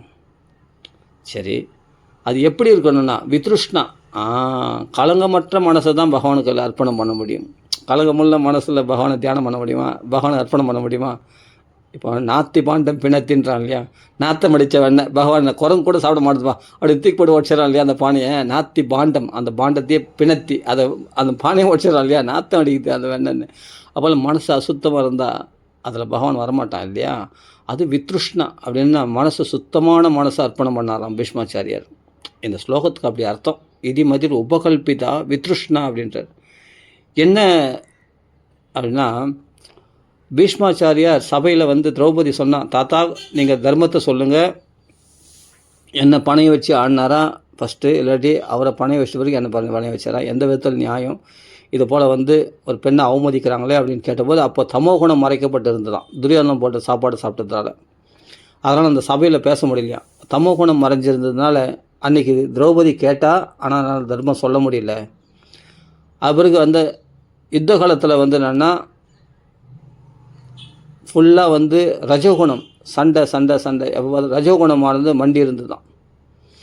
அது பிறகு தர்மங்களை சொல்லும் பொழுது யுத்தம் முடிஞ்சு இப்போது தர்மங்களை சொல்லும்போது சாத்விக குணம் மேலோங்கி இருந்து தான். அதனால தான் தர்மங்களை சொன்னாராம். அன்றைக்கி திரௌபதி கேட்டால் தமோகுணம் மறைஞ்சிருந்து தான் அப்போது சபையில் பீஷ்மாச்சாரியருக்கு. அப்புறமா வந்து போர்க்காலத்தில் வந்து என்னென்னா ரஜோகுணம் மேலோங்கி இருந்து தான். அது பிறகு வந்து என்னென்னா இப்போது தர்மங்களை சொல்லும்போது சாத்விக குணம் மேலோங்கி இருந்து தான். இப்போ பகவத் தியானத்தினால தேவ சதுர்புஜ சேவையோடு தியானம் பண்ணதுனால இப்போ நிர்குணம், இந்த முக்குணங்களை கடந்தவன் ஆக்கிவிட்டேன், இப்போ என் மனசு சுத்தமாக இருக்குது. அதனால் இப்போ வித்ருஷ்ணா, இப்போ அந்த சுத்தமான மனசை இது மாதிரி உபகல்பிதா உன்னிடத்தில் அர்ப்பணம் செய்கின்றேன் அப்படின்னு அர்ப்பணம் செய்கிறாராம் பீஷ்மாச்சாரியார். இப்படி அர்த்தமாக அதுக்கு இது பிரம்மஸ்ரீ சுந்தரகுமார் சுவாமி அப்படி வியாக்கியானமாக அழகாக சொல்லுவார். இது அப்படியேப்பட்ட விளையாட்டாக படைத்தல் காத்தல் அழித்தலை செய்கின்ற, எல்லாருக்கும் சம்சாரங்கள் பிறப்பு இறப்பை உண்டு பண்ணுகின்ற, அப்படி விளையாட்டாக பலவிதமான லீலைகள் அவதாரங்களை செய்கின்ற, விகர்த்தும் அப்படின்னா விளையாட்டாக பவப்பிரவாகம். இதி மதிர் உபகல்பிதா வித்ருஷ்ணா பகவதி சாத்வத புங்கவே விபும்னி. சாதுக்களுக்கு தலைவன் அர்த்தம் ஒரு அர்த்தம், சாதுக்களுக்குள் பொங்கவேன்னா சாதுக்கள் சிறந்தவன் அப்படின்னு அர்த்தம். சாதுக்களுக்குள் சிறந்தவன்னா பிருகு மகரிஷி மார்பில் உதைச்ச போது கூட இவன் பொறுத்து கொண்டு போனான். அப்போ பகவானுடைய சோதனைகள் நம்மளால் சகிக்க முடியல அப்படின்னு, பொறுத்துக்க முடியல அப்படின்னு சொல்கிறோம் இல்லையா, கோவப்படுறோம் இல்லையா. ஆனால் பொறுத்துன்னு போனானா. அப்போ சாதுக்களுக்குள் சிறந்தவனாக பிரகாசிச்சானா பகவான். அதனால் சாத்வத பொங்கவே அப்படின்னா சாதுக்களுக்குள் சிறந்தவனாக திகழ்ந்தான் அப்படின்னு. சாதுக்களுக்கு தலைவன் ஒரு அர்த்தம் சொல்லுவாங்க. சாதுக்களுக்கு பொங்கவேன்னா சாதுக்களுக்கு சிறந்தவனா பகவான். பிருகு மகரிஷி காலில் வதிச்சபோது சாதுவா அந்த சாத்விக தன்மையோடு இருந்தானா, அதனால் சாத்வத பொங்கவே அப்படின்னு அர்த்தம். இன்னொரு அர்த்தம் என்னன்னா, எல்லாரும் பாதத்தையும் அலமனா இல்லையா ராஜசூய வேள்வியில். அப்படி சாதுக்கள் தான் இப்படி வினயமாக இருக்கணும் அப்படின்னு காண்பிச்சான் இல்லையா. அவ்வளோ திட்டுக்களை பொறுத்துட்டான் இல்லையா சிசுபாலன் திட்டத்தை. அந்த சாதுத்தன்மை இது மாதிரி எத்தனையோ. அந்த சாத்வத பொங்கவே விபும்னி. ஆனால் எப்படியாப்பட்டவன்னா விபும்னி, சர்வசக்திமான், எல்லாவற்றையும் அடக்கி ஆளக்கூடிய விபு அவன். இப்படிலாம் வார்த்தைக்கு அர்த்தம் சொன்னான். அது உபன்யாசத்தை சொல்ல முடியுமா சப்தாகத்தில் இவ்வளோ விஷயங்கள்? ஆனால் பிரம்மஸ்ரீ சுந்தரமா சுவாமி சொல்லுவார், சூப்பராக சொல்லுவார் இதெல்லாம். சாத்வத பொங்கவே விபும்னி ஸ்வசுகம் உபகதே கொச்சித் விகத்தும். ஆஹா, பகவான் ஆத்மாராமன் அவன். தன் ஸ்வரூபத்தில் தான் ரமிக்கக்கூடிய ஸ்வசுகம் உபகதே கொச்சித் விகர்த்தும் பிரகிருதிம் உபே யுஷி எத்பவ பிரவாக. அப்போ பிரகிருதியின் மூலமாக, இந்த மாயா சக்தியின் மூலமாக உலகங்களை படைத்து காத்து அழிக்கிற இந்த பிரபஞ்ச சிருஷ்டி ஸ்திதி சம்மாரம் என்ற லீலைகளை செய்கின்றான். பவ பிரவாகா, சகல ஜீவராசிகளுக்கும் பிறப்பிறப்பை உண்டு பண்ணி கொண்டிருக்கிறான். அப்படியேப்பட்ட விளையாட்டாக செய்து கொண்டிருக்கிறானா இதெல்லாம் விகத்தம். அப்போது இவைகளோடு சேர்ந்து இவனும் ஒரு மனுஷனாகவும் மீனாகவும் பறவையாகவும் மிருகமாகவும் நரசிம்மனாகவும் வராகமாகவும் அவதாரமும் செய்து கொண்டிருக்கிறான். இதெல்லாம் அவனுக்கு இந்த நரசிம்ம அவதாரம் எடுத்து அந்த உடலை விடுறது ஒரு விளையாட்டு அவனுக்கு. வராக அவதாரத்தை அரண்யாக்ஷனுக்கு வதம் பண்ணி பகவான் உடனே அந்த வராக ரூபத்தை விட்டுறது அது ஒரு விளையாட்டு. இப்படி பவப்பிரபா அவதாரம் எடுக்கிறது விட்டுறதுன்றது இவனுக்கு ஒரு விளையாட்டான். அதுவும் ஒரு விளையாட்டு. அதே சமயத்தில் உலகங்கள் மக்களுக்கு ஜனங்களுக்கு பலவிதமான பிரகிருதிகளை, பலவிதமான உடல்களை கொடுத்து அந்த உடல்களை பிடுங்கி வேறு உடலில் மாற்றுறது. இப்போ மீனாக இருக்கிறவன் மனுஷனாக மாறுறான். அப்படி அந்த ஜீவாத்மாவுடைய பக்குவத்துக்கு தகுந்த மாதிரி அது அந்தந்த கர்ம வினைகளுக்கு ஏற்ற மாதிரி அந்தந்த உடல்களை கொடுக்குறான் பகவான். கொடுத்து இது ஒரு விளையாட்டாக பகவான் பண்ணுறான் அந்த பவ பிரவாகத்தை, அதாவது இந்த சிருஷ்டி ஸ்திதி பிரளயத்தை. இது மாதிரி ஜீவர்களுக்கு உடல்களை மாற்றுறதும் பகவானும் தன் உடல்களை மாற்றிக்கொள்வதும் அதெல்லாம் அவனுக்கு ஒரு விளையாட்டு அப்படின்னு சொல்கிறேன். ரொம்ப அற்புதமாக இருக்கும் இந்த ஸ்லோகம். இதிமதிர் உபகல்பிதா வித்ருஷ்ணா பகவதி சாத்வத பொங்கவே விபும்னி ஸ்வசுகம். தன் ஸ்வரூபத்தில் தாம் ரமிக்கின்றவன் மாயை மூலமாக இதெல்லாம் செய்கிறானா, தன் பிரகதியின் மூலமாக இதெல்லாம் செய்கிறானே தவிர உண்மையிலே அவனுக்கு பிறப்பிறப்பு கிடையாது. அவனுக்கு பிறந்து ஆக வேண்டியது என்ன இருக்குது? இல்லை அவன் அழிந்து இந்த உலகத்தை சிருஷ்டி பண்ணி ஆக வேண்டியது என்ன இருக்குது பகவானுக்கு? இல்லை பிறந்து தான் என்ன ஆக வேண்டியது இருக்குது, இல்லாட்டி மறைஞ்சி தான் என்ன ஆக வேண்டியது இருக்குது? அவனுக்கு எதுவுமே இல்லை. அவனுக்கு பிறப்பும் கிடையாது இறப்பும் கிடையாது. தன் ஸ்வரூபத்தில் நான் ரமிச்சுன்னு இருக்கிறான். ஆனால் மாயையால் பகவான் இதெல்லாம் செய்கிறானா பகவான். அந்த மாயை அவலம்பித்து கொண்டு தன் ஆத்ம மாயையால் பகவான் அவதரிக்கின்றான். அதான கீதையிலும் பகவான் சொல்கிறான், அஜோபிசன் நவ்ய ஆத்மா அப்படின்னு சொல்கிறான். அப்போது சுஜாம்யகம் தன்னைத்தானே படைத்துக் கொள்கிறான் பகவான். பல அவதாரங்கள் எடுக்கிறான் பகவான். பல அவதாரங்கள் எடுக்கிறதும் விடுறதும் அவனுக்கு ஒரு விளையாட்டு அப்படின்னு சொல்கிறார் இந்த ஸ்லோகத்தில். ஸ்வசுகம் உபகதே கொச்சித் விஹர்த்திம் பிரகிருதிம் உபேயுஷி எத்பவ பிரவாக. இதன் மூலமாக தான் உலகங்களை படைத்து காத்தழிக்கின்றான். தன்னையும் பலவிதமான அவதாரங்களாக எடுத்து மறைத்து கொள்கிறான். இதெல்லாம் ஒரு விளையாட்டு பகவானுக்கு. அப்படிப்பட்ட பகவானிடத்தில் என் மனசானது அர்ப்பணிக்கின்றேன் அப்படின்னு சொல்கிறார் பீஷ்மாச்சாரியார். இது மாதிரி ஒவ்வொரு ஸ்லோகம் அடுத்தடுத்த ஸ்லோகம் பீஷ்மஸ்துதியெல்லாம் பார்த்தா ரொம்ப அற்புதமாக இருக்கும். அருமையான ஸ்லோகங்கள். ஒவ்வொரு ஸ்லோகம் திரிபுவனம் கமனம் தமால வர்ணம் ரவி கர கௌரவராம். திரிபுவனமும் கமனம் 3 லோகமும் சொக்கி போகக்கூடிய அழகாம். கிருஷ்ணனை பார்க்குற வரைக்கும் தான் இந்திராணி மேலே ஆசையாக இருந்தானா இந்திரன். கிருஷ்ணனை பார்த்த உடனே இந்திராணி மேலே ஆசைப்பட்டு போயிடுச்சான். இந்திரனுக்கு இந்திரனை பார்க்கவே பிடிக்கலையா. கிருஷ்ணனுடைய அழகு லாவண்யத்தை பார்த்துட்டு ஆஹா சே இவரல்லவா அழகன், மன்மதன் கோடி மன்மத லாவண்யன் ஆச்சு பகவான், ஹரிச்சந்திரன சச்சிதன் ஆச்சு, அப்படியேப்பட்ட பகவான் திரீபங்கள் அழிதன் ஆச்சு, அப்படியேப்பட்ட அழகனாச்சே பகவான். ஆஹா முரளிதரனாகிய அந்த பகவான் மதுரோ முரளிதரகா. அப்படியேப்பட்ட அழகான ரூப லாவண்யம் உடையவனாக அந்த பக்தர் ஹிருதயத்தில் அப்படி காட்சி கொடுக்கிறவனால சியாமல வர்ணன் ஆகிய அப்படியே பகவான் எந்த வாக்கில் வேதம் பரிமளிச்சதோ அந்த வாக்கில் ஹோய் ஹோய்ன்னு அர்ஜுனுக்கு குதிரை ஓட்டுறான்னு சொன்னால் அந்த கண்கொள்ளா காட்சி இதை பார்த்த உடனே இந்திராணிக்கே அப்படியே இந்திரன் மேலே உள்ள ஆசை விட்டு போச்சான். பகவானிடத்தில் வர வரைக்கும் தான் உலக ஆசைகள்லாம். பகவானை ஒருத்தன் பார்த்துட்டான், தியானம் பண்ணிட்டான், திரிபுவனமும் சொக்கி போயிடுமா. திரிபுவன கமனம் தமாலவர்ணம் பிரம்மஸ்ரீ சுந்தரகுமார சுவாமி ரொம்ப அழகாக வர்ணிப்பார் இந்த இடத்தெல்லாம் பார்த்தா. இது மாதிரி ஒவ்வொரு ஸ்லோகமும் அப்படி ரசித்து சொல்லுவார் பாருங்கள். இப்போ இதிமதி ரூப கல்பிதா சொன்னேன் இல்லையா, அதே மாதிரி இந்த திரிபுவனம் அதுக்கு அவ்வளோ அழகாக வர்ணித்து சொல்லுவார். அதாவது அண்ணா கூட ரொம்ப அழகாக வர்ணித்து சொல்வார். அதாவது சூரியனுடைய கிரணங்களே நூல்களாகி அதனால் வெய்யப்பட்ட வஸ்திரம் எப்படி டால் அடிக்குமோ அந்த குருஷேத்திரத்துடைய செம்மண் கூட படிஞ்சு முடியெல்லாம் கூட அது கலர் மாறிச்சு. ஆனால் அந்த ஆடை கலர் மாறலையாம், அவ்வளோ டால் அடிக்குதான், பளிச்சு பளிச்சு பளிச்சுன்னு அந்த ஆடை. கண்ணங்கரையில் இருக்கக்கூடிய பகவானுக்கு இப்படிப்பட்ட அப்படிப்பட்ட சூரிய கிரணங்கள் போல பிரகாசமான ஆடையாம். அப்படிப்பட்ட ரவி கரை, ரவின்னா சூரியன், கரன்னா அவனுடைய ஒளி கிரணங்கள், அந்த குணங்கள்லாம் நூலாகி அதனால் வெய்யப்பட்ட வஸ்திரம் எப்படி டால் அடிக்குமோ அப்படி டால் அடிக்கிறது அப்படின்றார் அண்ணா. ரெண்டுமே சுவையாக இருக்கும். அண்ணா சொல்கிறது ரொம்ப சுவையாக இருக்கும், பிரம்மஸ்ரீ சுந்தரகுமார சுவாமி சொல்கிறது ரொம்ப சுவையாக இருக்கும், ரொம்ப அற்புதமாக இருக்கும். அப்போது இந்திரனுக்கு திரிபுவனம் பொழுது என்னன்னா சொர்க்கலோகம்லாம் என்ன எப்படி சொக்கி போச்சுன்னா, இந்திராணி மேலே உள்ள ஆசைக்கு இந்திரனு போயிடுச்சு. கிருஷ்ணனை பார்க்குற வரைக்கும் தான் உலக ஆசைகள்லாம் உனக்கு அப்படியே தலை விரிச்சு ஆடும். ஆனால் கிருஷ்ணனை பார்த்தனா மாயா பிசாச்சியே பரிமர்த்தி தானாம், சம்சார சிந்து பரிவாதி தானாம். எதுக்காகண்ணா அதான் சொல்கிறேன், மாயை பிசாசு உன்னை போட்டு ஆட்டி பாடி எதுனா சம்சாரம்ன்றத சாகரத்தில் உன்னை போட்டு புரட்டி எடுத்துருவோம். எதுவரை நான் பாகவதம் படிக்காத வரைக்கும். பாகவதம் படிச்சுட்டு நீ கிருஷ்ணத்தில் மயங்கிட்டனா நீ மாட்டின, என்னால் தப்பிக்கவே முடியாது. இந்த கிருஷ்ண ரூபலாவணியத்தில் சொக்கி போயிட்டேன்னா அப்படி இருக்குமா கிருஷ்ணனுடைய இந்த அனுபவங்கள்லாம் எவ்வளோ அழகாக இருக்குது பாருங்கள். ஏதோ நான் புஸ்தகம் பார்த்து தான் சொல்லலை, அப்படியே யதார்த்தமாக ஏதோ பகவான் என்ன ஸ்புரிக்க வைக்கிறானோ அதை தான் பேசுகிறேன். அது என்னவோ ஞாபகம் வருது, இந்த ஸ்லோகம்லாம் ஞாபகம் வருது எனக்கு. அது அதான் சொல்கிறேனே, அருமையான விஷயம் பா.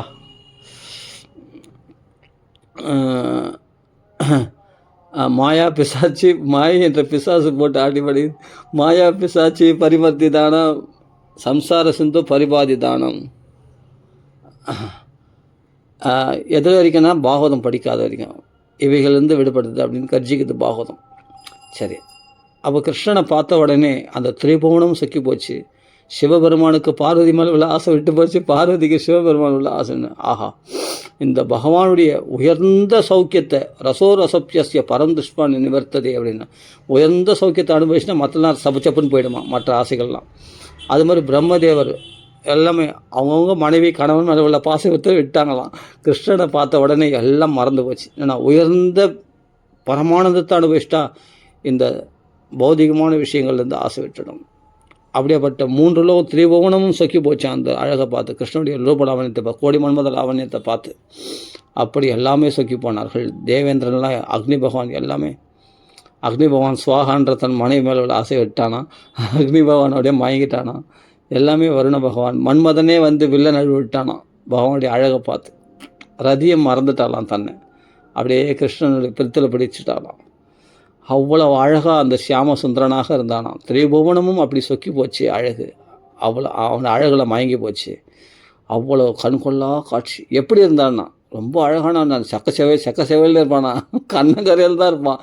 தமால வர்ணம், கண்ணங்கரையில் தான் இருந்தான். உலகத்தில் எது மைனஸோ பகவானுக்கு அதை வச்சே பகவான் ஈஸியாக உலகத்தில் இதான் மைனஸ். கருப்புனா கண்ணங்கரையில் இருந்தால் யாருன்னா பிடிக்குமா? பிடிக்காது. ஆனால் கண்ணங்கரையில் அந்த ரூபத்தை வச்சு உங்களை எப்படி மயக்கிறேன் பார். எது உலகத்தில் நெகட்டிவாக இருக்குதோ அதை பாசிட்டிவ் ஆகிடும் பகவான். பகவான் நினச்சா ஒரு க்ஷணத்தில் அதை அந்த ரூபத்திலே பகவான் எல்லாரையும் கண்கொள்ள எல்லாரையும் மயக்கிடுவான். அவன் மாயாதீதனாச்சே, அவன் மாயை வீசக்கூடியவன். அவன் நினச்சா எதில் மயக்க முடியாது. எதை நீ கருப்புனாவே வெறுப்புன்னுவாங்க. அந்த கண்ணக்கரையில் இருக்கிற ரூபத்தில் 3 லோகம் சொக்கி போக முடியும். எப்படி செய்ய முடியும்? பார்த்தா தான் தெரியும். நம்மளாம் பார்த்ததில்லை, அதனால் நம்மளுக்கு தெரியாது. ஆனால் அந்த ரூபத்தில் தான் கோபிகள்லாம் மயக்கணும். 16,128 ஸ்திரீகளும் மயக்கணும் போகிற அவன். நரகாசுரன் சிறையிலேருந்து விடுபட்ட உடனே கிருஷ்ணனிடத்தில் எப்போ தப்பிச்சோம் போயிச்சோம், எங்கள் நாடுகளுக்கு போகிறோம், எங்கள் அப்பா அம்மா போய் பார்க்கணுன்னு ஆசைப்படுவாங்களா? ஆசைப்பட மாட்டாங்களா? எந்த பெண்களும் அப்பா நரகாசுரம் கொடுமையில் எங்கள் அம்மா பார்க்கணும், எனக்கு ஆசையாக இருக்குது, எங்கள் அம்மா பார்க்கணும் அப்படின்னு சொல்லிட்டு ஒரு பொண்ணு அழும். ஒரு பொண்ணு அப்படி தானே அழுவா, அம்மா பார்க்கணும் அப்பா பார்க்கணும். கிருஷ்ணனை பார்க்குற வரைக்கும் தான் அந்த அம்மா அப்பா பாசலாமா. இந்த நரகாசுரங்கிறது விடுபட்டால் தப்பிச்சம் போயிடுச்சுன்னு ஓட வேண்டியிருக்கு அந்த பெண்கள்லாம். கிருஷ்ணனை பார்த்த உடனே கிருஷ்ணா நீ தானே என் புருஷன் அப்படின்னு 16,000 பெண்களும் வாங்கிட்டாங்களாம், சொக்கி போயிட்டாங்க. அப்போயும் அவனுடைய அழகு எப்படியாப்பட்டதாக இருக்கோ யோசிச்சு பாருங்கள். அவனுடைய அதராமிரதத்தில் பருகத்துக்கு அப்படி முகியதி அப்படி மோகிக்கிறாங்களாம் கோபிகள்லாம். கிருஷ்ணனை வந்து அந்த கிருஷ்ணன் கடைசி அத்தியாயம் படித்து பாருங்கள் 10ஆம் ஸ்கந்தத்தில். அப்படியே அப்போ அந்த பட்சிகள்லாம் பார்த்து இந்த ருக்மணி சத்யபாமை போன்ற ஸ்திரீகள்லாம் சொல்கிறாங்க, அந்த பறவைகள்லாம் நீங்கள் கூட கணவனை இழந்து கஷ்டப்படுறீங்களா, அதனால தான் கத்தின்னு இருக்கிறீங்களா, நீங்களாவது கத்த முடியுது, நாங்களாம் கத்த முடியாது, புலம்ப முடியாது. அந்த கிருஷ்ணன் இல்லாமல் கிருஷ்ணன் அடிக்கடி குருஷேத்திரத்துக்கு போயிடுறான், அடிக்கடி அஸ்தனாபுரம் போயிடுறான், நம்ம ஏன் கிருஷ்ணனை பார்க்க முடியலன்னு சொல்லிட்டு அவரெல்லாம் விரகத்தினால தவிப்பாங்களாம், அப்படியே துடிப்பாங்களாம். பொழுதே விடியாது அந்த கிருஷ்ணனோடவே இருக்கிறோம் நாங்கள். கிருஷ்ணன் விட்டு பொழுது வெடிச்சுன்னா உடனே ஏதோ ஒரு காரியமாக வெளியே போயிடுவோம். அப்போ கிருஷ்ணனை விட்டு நாங்கள் பிரிஞ்சுடுவோம். அதனால் கிருஷ்ணனை விட்டு பிரிய முடியாமல் தவிப்பாங்களாம் அந்த யாருன்னா அந்த துவாரகாவாசி ஸ்திரீகள், ருக்மணி சத்யபாமை போன்றவர்கள்லாம், நக்னஜிதி அது மூலம் அவங்களாம் எல்லாமே, சத்யா அது மாதிரி காளிந்தி அந்த பெண்கள்லாம். அதே மாதிரி கோபிகள்லாம் கிருஷ்ணனை விட்டு ஒரு க்ஷணம் திருடி யுகா இது ஒரு திருடி கூட ஒரு யுக கணக்காக மாறிடுமா அவங்களுக்கு.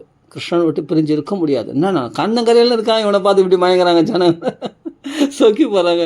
இன்னும் முட்டாள் பெண்களாக இருக்குவாங்க. நீ பார்க்கல பார்த்தனா தெரியும், அவ்வளோதான், நீ எல்லாத்தையும் விட்டுடுவ. கிருஷ்ணனை பார்க்காத வரைக்கும் தான், எது வரைக்கும் கிருஷ்ணனை பார்க்கலையோ அது வரைக்கும் தான் ராகங்கள் ஆசைகள்லாம் திருடர்கள் போல் உள்ள நுழையுமா. கிருஷ்ணனை பார்த்துட்டா அந்த ஆசைகள்லாம் அடியோடு போய்டும். இந்த திருடம் உள்ளே வந்துட்டோன்னா ஆசை வந்து திருடம் வருதுன்னு உள்ளே வருது. நம்மளுக்கு நம்ம ஆசைப்படக்கூடாதுன்னா கூட எப்படியோ ஆசை நைஸாக கொஞ்சம் தான் பார்த்தா என்ன, கொஞ்சம் தான் அதை அனுபவிச்சானா, கொஞ்சம் தான் சுவைச்சா என்ன, கொஞ்சம் தான் டேஸ்ட் பண்ணா என்ன அப்படின்னு ஆசை உள்ளே வருதா இல்லையா. அது அதே மாதிரி பந்தங்கள்லாம் கால் விலங்காக இருக்குமா, பிரம்மஸ்துதியில் வருது இது. ஆனால் இதெல்லாம் அப்படி பகவானை தூக்கி தலைமையில் வச்சு அறிவில் வசுதேவர் பட்டுன்னு கால் விலங்கு விட்டு போச்சு, கை விலங்கு விட்டு போச்சுன்னு. அதான் பகவானை தூக்கி வச்சா இந்த பந்தங்கள்லாம் கால் விலங்கு போல் இருக்காது, எல்லாம் விட்டுப்படுமா. ஆசைகள்லாம் வந்துன்னா அதெல்லாம் திருட மாதிரி உள்ள நுழையாது, பளிச்சும் காணாமல் போயிடும். அதான் நிசங்க சுசங்கம். இப்போ தனிமையில் இருந்து சொல்கிறதுனால சங்கம் இல்லாமல் இருக்குது நல்ல சங்கம். இது போல் பகவத் விஷயமாக ஸ்புரிக்க வைக்கிறான் பகவான்.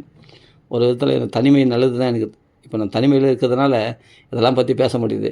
இல்லை சத்சங்கன்ற பேரால் வேறு எங்கன்னா போய் மாட்டிக்கணும், இதெல்லாம் பேச முடியாதோ தெரில. அவங்க என்ன சொல்கிறாங்களோ அதான் கேட்க முடியும். இப்போ சுதந்திரமாக பேசுகிறேன் பகவத் விஷயத்தை.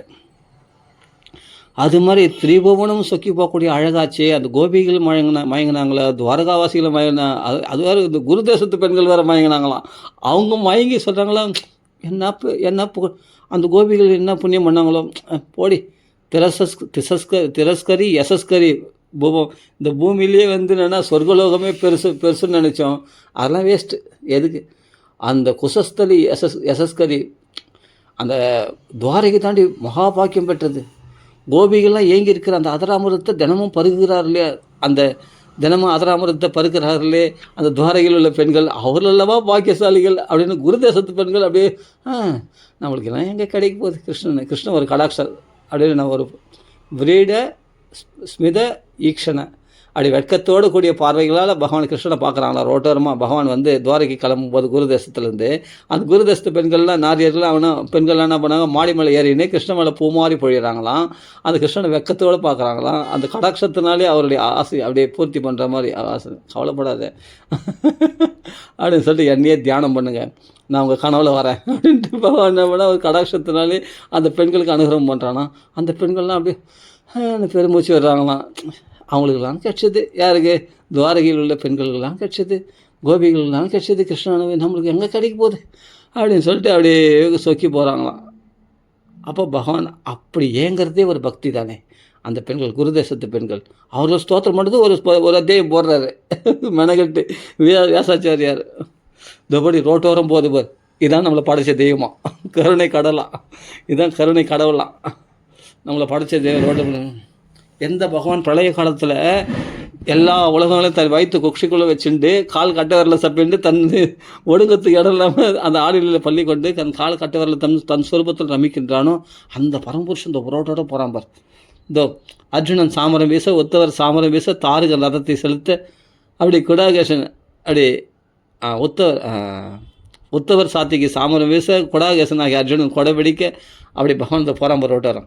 இந்த கிருஷ்ணன் தானே நம்மளை படைச்ச தெய்வம், நம்ம நம்மளை படைச்ச தெய்வம், நம்மளை எல்லாரும் இந்த உலகத்தெல்லாம் படைச்ச தெய்வம் சர்வேஸ்வரன் சொல்கிறாங்களே, அது இவன் தான்.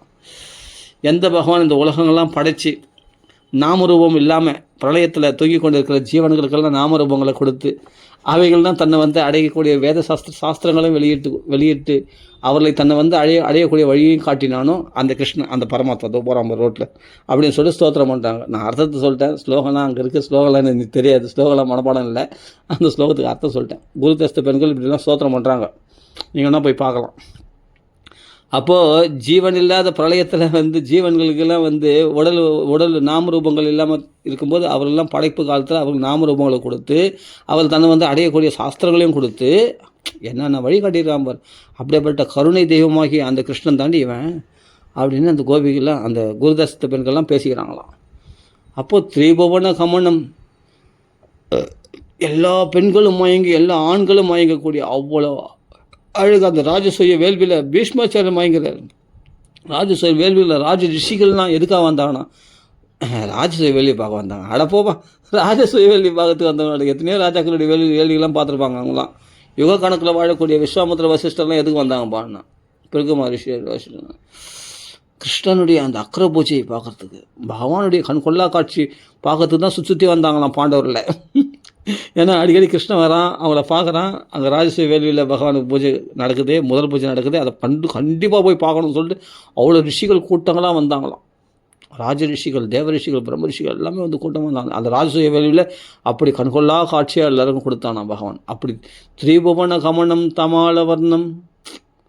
ஆனால் பிரம்மஸ்ரீ சுந்தரமாசாமி இப்போ நான் கொஞ்சம் அவர் சொன்னதே கொஞ்சம் விரிவாக சொல்கிறேன், அவ்வளோதானே தவிர அவர் இதெல்லாம் சொல்லுவார், நிறைய விஷயம் சொல்லுவார். இதுபோல் எத்தனை இடத்துல அவர் மயக்கினார் பகவான், எந்தெந்த பெண்கள்லாம் மயங்கினாங்க, அதெல்லாம் ரொம்ப அருமையாக அது வியாக்கியானம் பண்ணுவார் இந்த திரிபுவன கமனத்தை. அப்படி 3 லோகமும் சொக்கியம். இந்த உலகத்தில் இருக்கிறவங்க பார்த்தா சொக்கியம் பார்த்தா நிறைய இருக்குது. அப்போ மேல் உலகங்கள்லாம் பார்த்தா அப்படி சொக்கியம்.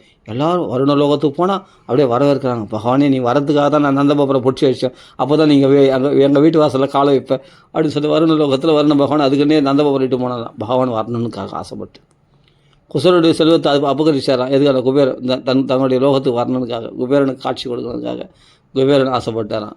எல்லா உலகத்துக்கும் போகிறார், யமலோகத்துக்கும் போகிறார். குருபுத்திரன் ஆயிஷ்ணு வர்றாரு. அங்கே போய் சாந்திபணி மகாராஜனுடைய மகாத்மாவுடைய பிள்ளையை ஆயிஷ்ணு வர்றாரு கிருஷ்ணர். அந்த யமலோகத்துலேயும் போய் காலை வச்சுட்டு வர்றாரு. எல்லாரும் கூப்பிட்டாங்கன்ட்டு. இந்திரலோகத்தையும் போய் பார்த்து அங்கே போய் பாரிஜாத விஷயத்தை அபகரிஷ்ணு வர்றாரு. அங்கே போய் எல்லோரும் ஆசைப்பட்டதுனால எல்லாருக்கும் போய் தரிசனம் கொடுத்துட்டு வர்றாரு. அவங்க வீட்டில் போய் அந்த லோகத்தில் போய் இது மாதிரி பகவான் அப்பா அவனுடைய எவ்வளோ அனுகிரகம் பண்ணியிருக்கான். அவன் லீலைகளை எவ்வளோ சொல்ல முடியும். வாமனதத்தில் பாதத்தை தான் வச்சுட்டு வந்தான் பிரம்மதேவர். அப்போல் தன்னுடைய குழந்தைகள்லாம் அனுப்பிச்சு வச்சு பிரம்மலோகத்து வைகுண்ட லோகத்தில் மகாகாலபுரத்தில் போனால் 8 கைகளோட பகவான் இருக்கான். அவங்க வீட்டிலே போய் அவரே பார்க்கணும்னு ஆசைப்பட்டாராம். பெருமாளே பார்க்கணும் ஆசைப்பட்டா, கிருஷ்ணனை பார்க்கணும்னு ஆசைப்பட்டாரான். மகாலட்சுமி அடிக்கடி காணாமல் போயிடுறான். என்ன ராசலீலும் காணாமல் போயிடுறான் உன்னை பார்க்கறதுக்கு. என்னடா அவ்வளோ அழகாடா நீ, உன்னை பார்க்கறதுன்னு உங்களை 2 பேரும் பார்க்கணுன்றதுக்காக தான் நான் பிராமண குழந்தைகளை அபகரித்தேன் அப்படின்னு சொல்லி மகாகாலபுரத்தில் பார்த்தா பெருமாள் 8 கைகளோட அந்த பிராமண குழந்தைகளை அபகரிச்சு அங்கே பார்த்தா 6 பசங்களை விளையாண்டுக்கு தான் ஜாலியாக வைகுண்டத்தில் விளையாண்டுக்குங்க. அதுங்க அந்த இடத்துல பார்த்தா அருமையான வர்ணனை. இந்த லோகம் அலோகம் சொல்லக்கூடிய அந்த பர்வதங்கள்லாம் தாண்டி கண்ணாடி மாதிரி இருக்கும், ஸ்படிகம் அந்த டிரான்ஸ்பரண்ட்டாக இருக்கக்கூடிய அந்த மலைகள்லாம் தாண்டி இந்த பிரம்மாண்டங்கள்லாம் கடந்து அப்போ ஒரே இருள் சூழ்ந்த இடத்துல சக்கராயத்தை முன்னாடி வர்றார் வெளிச்சத்துனா. அப்போ அந்த மேக புஷ்பம் வளாகம்னு சொல்லக்கூடிய அந்த 4 குதிரைகள், அதெல்லாம் தெய்வீக குதிரைகள், கிருஷ்ணனுடைய குதிரை. அந்த ரதம் மேலே கிளம்புது. அந்த பிராமணனும் கூட உட்காந்துருக்கான். அவனுக்கு புள்ள பார்க்கணுன்னு தான் ஆசை. வைகுண்டத்துக்கே போனாலும் புள்ள பார்க்கணுன்னு ஆசை அவனுக்கு. சரி, கிருஷ்ணர் அர்ஜுனுடைய அனுகிரகத்தினால் நரநாராயணர்கள் இல்லையா, அவர்கள் அனுகிரகத்தினால அவன் என்ன பண்ணுறான், அந்த ரதத்தில் ஜல்லுன்னு கிளம்பி போகிறான்.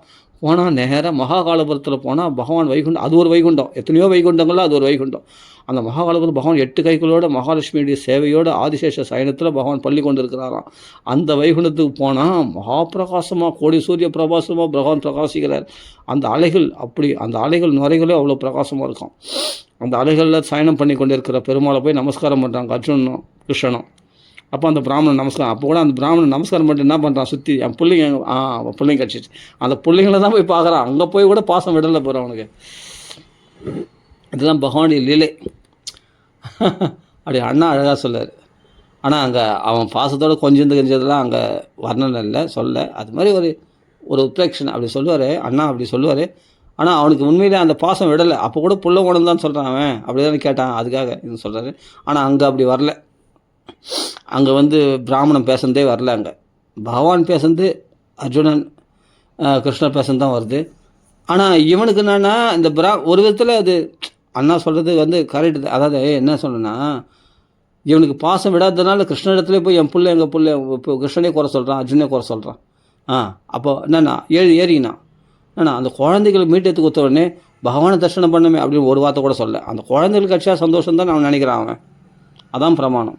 அப்படின்னும்போது அண்ணா சொல்கிறது கரெக்ட் தான். அதாவது என்னென்னா அவனுக்கு அந்த பாசம் விடலை, புத்திர பாசம் விடலை. அதான் சொல்கிறேன், வைகுண்டத்துக்கே போனால் கூட பாசம் விடாதது தானே, இப்படி தான். அப்போ பகவானே நேரில் தோணா கூட பேய பிசாசு தான் தோணுமா, அண்ணா சொல்கிறார்.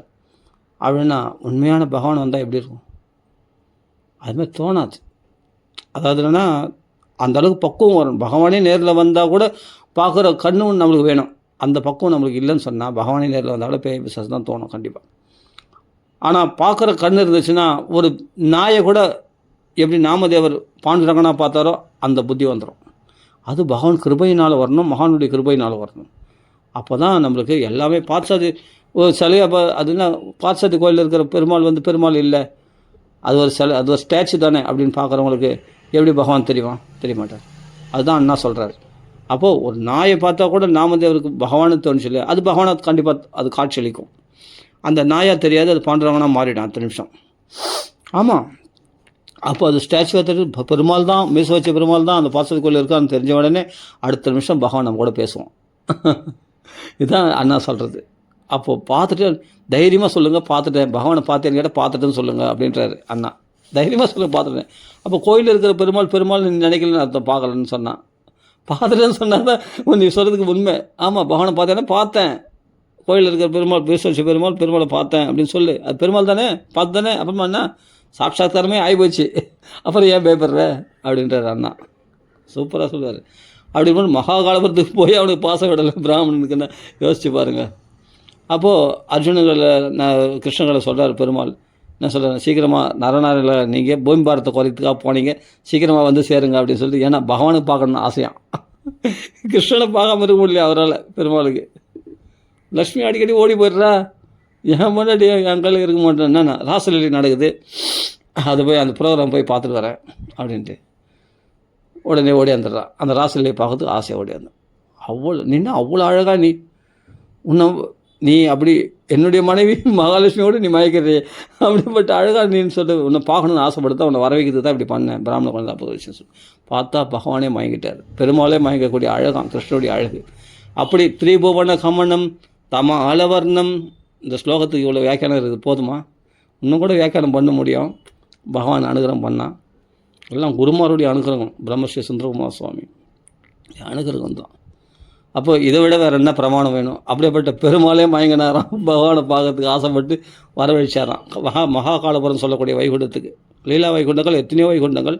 அதில் சாந்தானிகம் சொல்லக்கூடிய ராமருடைய அயோத்தியா தாமம் சொல்லக்கூடிய அது ஒரு வைகுண்டம். கோலோகம் சொல்லக்கூடிய அப்படிப்பட்ட கிருஷ்ணலோகம் இருக்கக்கூடிய அது ஒரு வைகுண்டம். இது மாதிரி 4 கைகள் உள்ள, அதாவது திருப்பார்கடலில் இருக்கக்கூடிய அது ஒரு வைகுண்டம். அதே சமயம் மகா வைகுண்டம்னு இருக்குது. இது மாதிரி நிறைய வைகுண்டங்கள், லீலா வைகுண்டங்கள் நிறைய இருக்குது. லக்ஷ்மிக்காக ஒரு வைகுண்டத்தை ஏற்படுத்தணும், அந்த வைகுண்டமும் இருக்குது. இது துருவ பதவியே ஒரு வைகுண்டம் சொல்கிறாங்க. இது மாதிரி லீலா வைகுண்டங்கள் நிறைய வைகுண்டங்கள் இருக்குது. அதில் மகா வைகுண்டமும் இருக்குது. அதுக்கு மேலே பரம தாமங்கள்லாம் இருக்குது. அதெல்லாம் சரி, அதெல்லாம் போனால் அப்படி எங்கேயோ போகும் மனசு. எதுக்காக சொல்கிறேன்னா, அப்படிப்பட்ட திரிபுவன கமனம்னா விஷ்ணுவே மயங்கினார் இந்த கிருஷ்ணன் ஸ்வரூபத்துக்குன்னா, விஷ்ணுவே மயங்கினார் கிருஷ்ண ஸ்வரூபத்துக்குன்னா, அப்போ யோசிச்சு பாருங்கள். அப்போ பகவானுடைய எப்படி அப்படின்னா திரிபுவன கமனம் தம ஆலவர்ணம். அது பீஷ்மாச்சாரிய ஸ்துதிக்கிறார். தம ஆலவர்ணம் என்னென்ன கண்ணங்கரையில் இருக்கிற ரூபத்தில் எப்படி மயக்கம் பண்ண, எப்படி மயக்கம் பண்ண கேள்வி கேட்டுருந்தால் முடியாது. அதை சாட்சாத்காரம் பண்ணவங்களுக்கு தான் அந்த அனுபவம் என்னன்னு தெரியும். அதை பார்க்குற வரைக்கும் உனக்கு தெரியாது. ஆனால் பார்த்துட்டேன்னா அப்போ உனக்கு உலகத்தில் எதுவும் தெரியாது, எல்லாமே மறைச்சிடும்.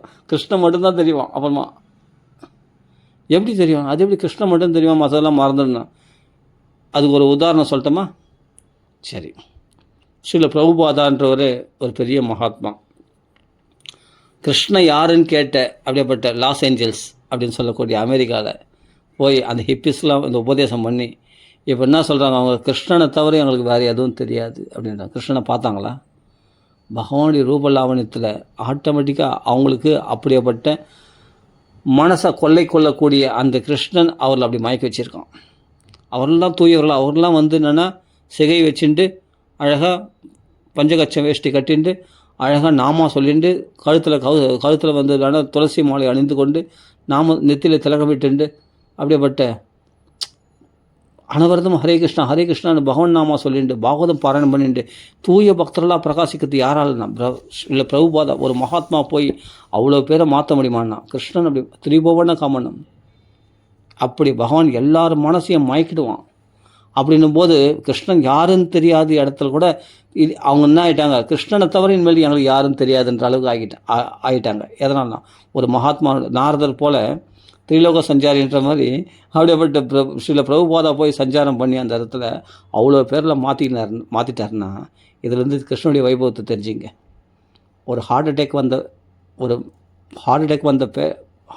ஒரு மகாத்மா அப்படியேப்பட்ட நோயாளி, அவரால் முடியாது. ஆனால் அந்த சமயத்தில் அவர் இவ்வளோ பேரை மாற்றினாருன்றது இது அவருடைய சாமர்த்தியமான பகவான் அவருக்குள்ளே ஆவேசமாகி பகவானுடைய அம்சம் அவருக்குள்ளே செயல்பட்டு தான்.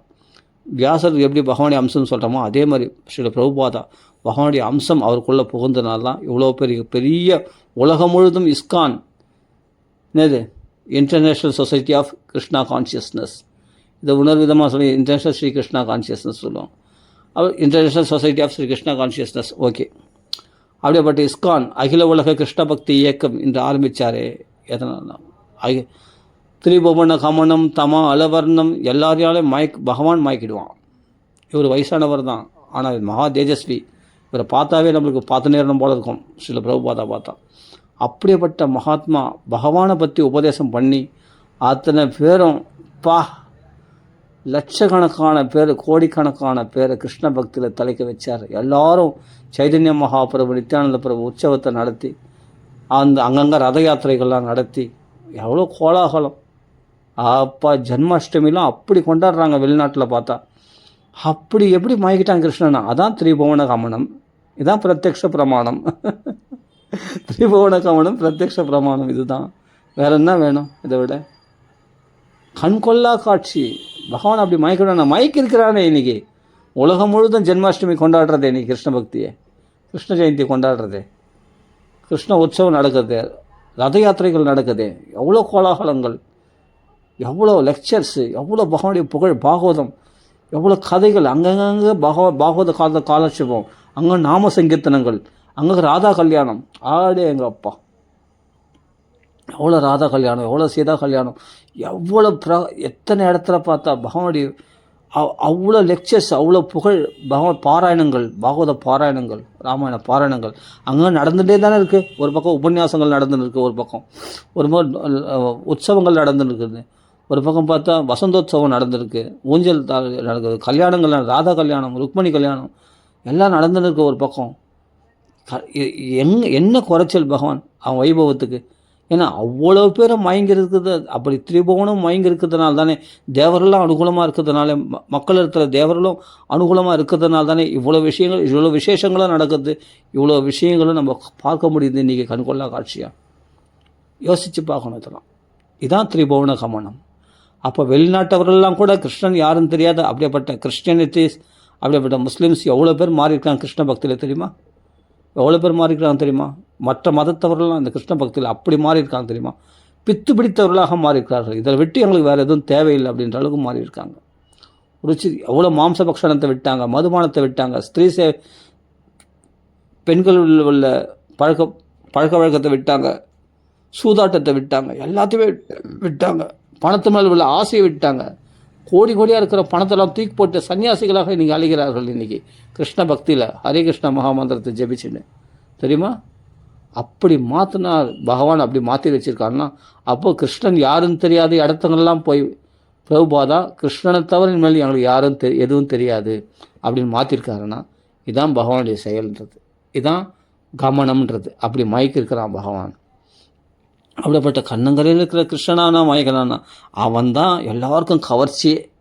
ஆகர்ஷணம்னாவே கிருஷ்ணன்னா ஆகர்ஷணம்னு அர்த்தம், கிருஷ்ணன்னா கவர்ச்சின்னு அர்த்தம், கிருஷ்ணன்னா ஆனந்தம்னு அர்த்தம், கிருஷ்ணன்னா பரபிரம்மம்னு அர்த்தம், கிருஷ்ணன் தான் இறைவன் பகவான்னு அர்த்தம். இன்னும் என்னென்ன சொல்லணும்னா கிருஷ்ணன்னா கிருஷி இது தாது ந ஆனந்தம். ஆனந்தத்தை கிருஷினா வளர்ப்பவன்னு அர்த்தம். ஆனந்தத்தை அதிகரிக்க செய்யக்கூடிய கிருஷ்ண பரமாத்மா. இப்படியெல்லாம் பகவான் அப்பா உலகத்தையே ராமாயண பாகவத்தினால் அப்படி ஒரு மூழ்கடிக்க வச்சுட்டான பகவான். கண்ணகரையில் இருக்கிற ரூபத்தை தான் 2 ரூபம், ராமாவதாரம் கிருஷ்ணாவதாரம், 2 ரூபத்திலே உலகத்தையே அவன் நாமத்தை தவிர அந்த ராமநாமத்தில் ரமிக்கும்படி சிவபெருமானையும் மயக்கிட்டான், பார்வதியும் மயக்கிட்டான், பிரம்மதேவரையும் மயக்கிட்டான். நாரதன் பார்த்தா ராமநாமம், வால்மீகி எல்லாரும் அந்த நாமத்தில் எல்லாரையும் பகவான் அந்த நாமத்தில் என்னப்பா இருக்குன்னா அதை அப்படி பண்ணிவிடுமா, அந்த நாமம் ரமிக்கும்படி செய்திடும். அதான் ராமன்ற பேர். அப்போ பார்வதி பரமேஸ்வரனே பார்வதியே என்ன கேட்குற, கேனோபாயன லகுணா விஷ்ணு நாம சகர்ஷகம் பட்டியதே சோதுமிச்சாமி அகம்பிரமம். அப்போது ஈஸ்வர வாச்ச ஸ்ரீராம ராம ராமேதி ரமே ராமே மனோரமே சகஸ்ரநாம தத்துல்யம் ராமநாம வரானனே அப்படின்னா மனைவிக்கும் ராமநாமம் சொல்ல, அவர் ராமநாமத்தில் ரமிக்கிறார் பார்வதி, இவரும் ராமநாமத்தில் ரமிக்கிறாரு. எத்தனை வருஷம் தான் எவ்வளோ நேரம் தவம் பண்ணாருன்னே தெரியலையா அவருக்கு. ஆயிரக்கணக்கான வருஷம் விளையாட்டாக போயிட்டு தான் அவருக்கு. எவ்வளோ காலம் தவம் பண்ண அந்த ராமநாமத்தில் மறந்துட்டாருன்னா தன்னை மறந்துடுவார், எல்லாத்தையும் மறந்துடுவார் சிவபெருமான். அப்படி தபசில் எப்போ யோகத்தில் என்ன பண்ணுறாரு, ராமநாமத்தை தியானம் பண்ணியிருக்காராம், ராமநாமத்தை சொல்லிட்டு இருக்காராம். காசியில் காதில் வலது காதில் எல்லாருக்கும் ராமநாமம் சொல்லி தான் மோட்சத்தை கொடுக்குறாரு. அப்படின்னா திரிபுவன கமனம். அப்போ தமால வர்ணன் தான் சொல்கிறேன். ராமருக்கு தமால வர்ணன் தான், கிருஷ்ணன் தமால வர்ணன் தான். அப்படிப்பட்ட கண்ணங்கரையில் இருக்கிற ரூபத்தில் தான் அந்த அயோத்தியா வாசிகள்லாம் வழியில் போட்டு இழுத்து போகிற மாதிரி இழுத்து போனான் பகவான் சரை நதிக்கரை வரைக்கும். அப்படிலாம் நம்ம கூப்பிட்டா நம்ம லோகத்தில் பார்க்குறோம், ஒருத்தர் கூப்பிட்டாவே மதிக்க மாட்டாங்க, பிள்ளைகளே பெற்ற பிள்ளைகளே மதிக்க மாட்டேங்குது. அப்புறமா உலகத்தில் இருக்கிறவங்களாம் நம்மளை வழியில் நம்ம இஷ்டத்துக்கு கூப்பிட்டா வருவாங்களா, நம்மளை மயங்குவாங்களா, நம்மளுக்கு வசீகரம் ஆகுவாங்களா? அது எப்படிங்க? ஆனால் சர்வலோகமும் 3 லோகமும் பகவானுக்கு வசமானான்னா அதிலேருந்து தெரிஞ்சுக்க அவன் பரமாத்மான்னு.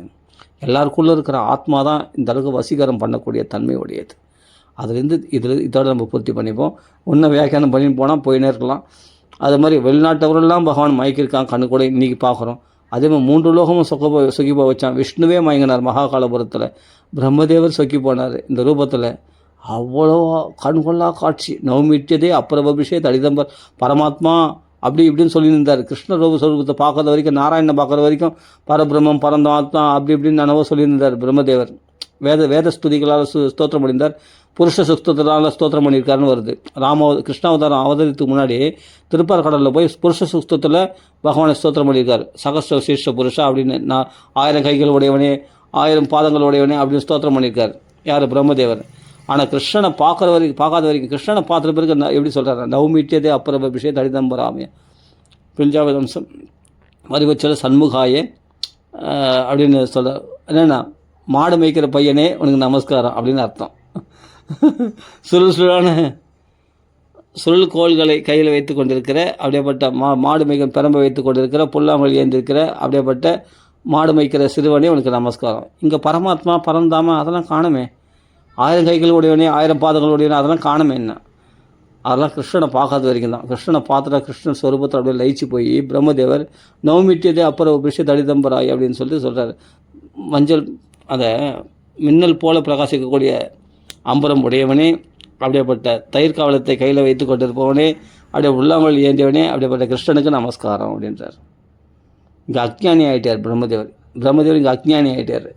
ஆகிதான் ஆகணும். கிருஷ்ணனை பார்த்த உடனே கிருஷ்ணஸ்வரூபத்துக்கு மிஞ்சின அந்த 1000 கைகள் உள்ள பரமாத்மா கூட அவருக்கு பெருசாக தோணலையா இங்கே.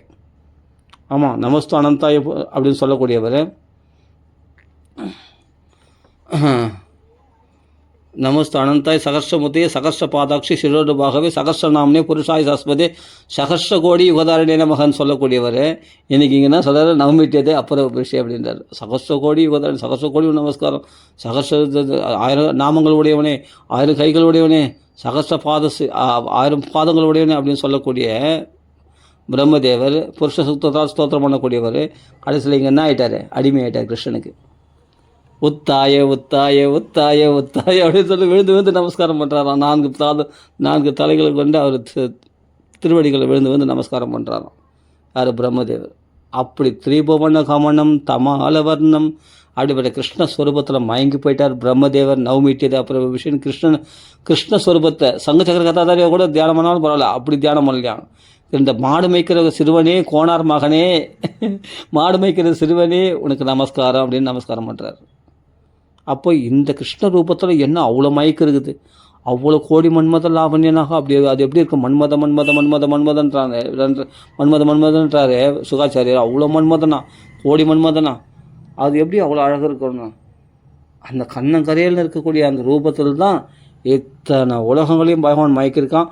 இந்த பிரம்மதேவர், சிவபெருமான், பார்வதி, பரமேஸ்வரர், சரஸ்வதி, இந்திராணி, மக்கள் எல்லா வெளிநாட்டவர்கள் எல்லாரையும் ஒரு கொடையில் அப்படியே தன்னுடைய மயக்குதலில் அப்படி அடிமைப்படுத்தி வச்சுருக்கான். எல்லாரையும் தன்னுடைய சேவகர்களாக பக்தர்களாக மாற்றி வச்சுருக்கான். இதான் பகவானுடைய பெருமையே. யோசித்து பாருங்கள், எப்படி இது முடியும்னா இதான் திரிபுவன கமனம். திரிபுவன கமனம் தமால வர்ணம். தமால கண்ணங்கரையில் இருக்கக்கூடிய கிருஷ்ணனுக்கு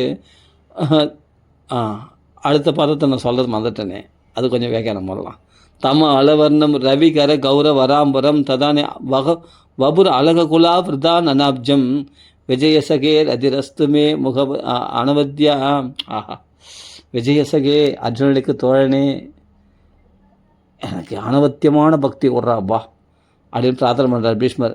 அவர் இருக்கிற இடத்துலையுமே எதுக்கு பக்தி? அவர் தான் பகவான் மோட்சம் அடைய போகிறாரு. நம்மளுக்கு எப்படி பிரார்த்தனை பண்ணணும்னு சொல்லி கொடுக்குறாரு ஆச்சாரியார் இல்லையா? பீஷ்ம ஆச்சாரியார் ஆச்சாரியர் இல்லையா? நம்மளாம் உபதேசம் பண்ணுறாரு எப்படி ஸ்தோத்திரம் பண்ணணுன்ட்டு. பகவானத்தில் பக்திகள் பணம் வேணும், கல்யாணம், என் பிள்ளை கல்யாணம் ஆகணும், என் பொண்ணு கல்யாணம் ஆகணும், பிள்ளை கல்யாணம் ஆகணும், இதெல்லாம் கேட்காத. பகவானத்தில் பக்தி கேட்டால் எல்லாமே கொடுத்துரும் பகவான். மற்றதெல்லாம் தன்னாலே வந்துடும். அனவத்திய பக்தி கொடு அப்படின்னு கேட்குறாரு. விஜயசகே ரதிரஸ்துமே அனவத்தியா. அப்படி ரதி எப்படிப்பட்ட பிரீதி உனக்கு இடத்துல பக்தி உண்டாகணும், அனவத்தியமான பக்தி, எந்த விஷயத்தில் ஈடுபடாத சதறடையாத பக்தி எனக்கு வேணும் அப்படின்ட்டு கேட்குறாரு. அப்படிப்பட்ட அனவத்தியமான பக்தி கொடு கிருஷ்ணா அப்படின்னு பீஷ்மாச்சாரியர் பிரார்த்தனை பண்ணுறார். அருமையான ஸ்லோகங்கள் இதெல்லாம். அதான் சொல்ல முகம் தமால் வரும் ரவிகர கௌரவ வராமரம் ததானே வபுர் அழகுலா விரதானனாப்ஜம் விஜயசகே. அந்த முக அப்ஜம் எப்படி இருக்குன்னா சுருளான கேசங்களால் சூழப்பட்ட அந்த முக லாவண்யம் தாமரை மாதிரி இருக்குதான். அந்த தாமரை தேன் வழி தான். அந்த தாமரை மகரந்தத்தில் தேன் வழி தான். அதை பருகிறதுக்கு வண்டுகள்லாம் முயற்சின்னு இருக்குதான். அப்படி கிருஷ்ண முகத்தில் என்ன தேன் வழி இருந்தான்? அழகு என்ற அந்த கோடி மன்மத அழகு இருக்குது இல்லையா, அந்த அழகுன்ற தேன் வழி இருந்தான். அந்த சுருளான கேசங்கள் எப்படி இருக்குன்னா வண்டுகள் மொய்க்கிற மாதிரி இருக்குதான். என்ன அங்கே பருகிறது அந்த வண்டுகள்னா பகவானுடைய ரூபலாமணி, அந்த சொக்கி போகிற அந்த அழகு, பகவான்களிருந்து சிந்தனை அழகு தானே. இங்கெல்லாம் நம்மளுக்கு கொஞ்சம் கவர்ச்சி இருந்து நம்மளை பார்த்து 4 பேர் மயங்குறாங்கன்னா அந்த அழகு எங்கேருந்து இருந்ததுன்னா கிருஷ்ணர்களிருந்து சிந்தனை அழகு தான் நம்ம கையில். அது ஆணோ பெண்ணோ எல்லாருக்கையும் நம்ம கையில் கொஞ்சம் அழகு இருக்குன்னா அது கிருஷ்ணத்தில் சிந்தனை லவத்திவில் கொஞ்சோண்டு. அந்த கொஞ்சமே ஆஹா இவங்க அவ்வளோ அழகாக இருக்காங்க, அந்த பொருள் இவ்வளோ அழகாக, இந்த தங்கம், இந்த நகை அவ்வளோ அழகாக இருக்குது, இந்த மனுஷன் இவ்வளோ அழகாக இருக்கார், கட்டு மஸ்தாக இருக்கார். ஆணை பார்த்தா, பெண்ணு பார்த்தா இவ்வளோ அழகாக, கண் அழகு, மூக்கு அழகுன்னு சொல்கிறான். இந்த அழகெல்லாம் எங்கேருந்து வந்ததுன்ற நினைக்கிறீங்க? எங்கேருந்து வந்து நினைக்கிறீங்க? எல்லாம் கிருஷ்ணனிடத்தில் வந்த ஒரு திவில, ஒரு ட்ராப். அந்த ட்ராப்புக்கே நம்ம இப்படி மயங்குறோம். பகவானே நேரில் வந்துட்டானா எப்படி இருக்கும்? கோடி மன்மத லாவண்யனாக இருப்பான். அவ்வளோ அழகோடி வேணாம் கிருஷ்ணன். சியாம சுந்தர ராதா கிருஷ்ணன்றாங்களே, அப்படி சியாம சுந்தரன் அவ்வளோ அழகோடியவனா. அப்பா, அவ்வளோ அழகு, கண்கொள்ளா காட்சி. அந்த பகவானை பார்த்த உடனே அது எப்படி இருக்குன்னா அந்த அழகுன்ற தேனை பருகிறதுக்கு அந்த வண்டுகள் சூழ்ந்து இருக்கிறப்போ அந்த சுருளான கேசங்கள் பார்த்த முகத்தில் வருது பார்த்தா அவ்வளவு அழகுன்ற தேனை பருகிறதுக்கு வந்த மாதிரி அந்த தாமரை மலர் உள்ள தேனை பருகிறதுக்கு வந்த வண்டுகள் போல இருந்து தான் பார்க்கறதுக்கு.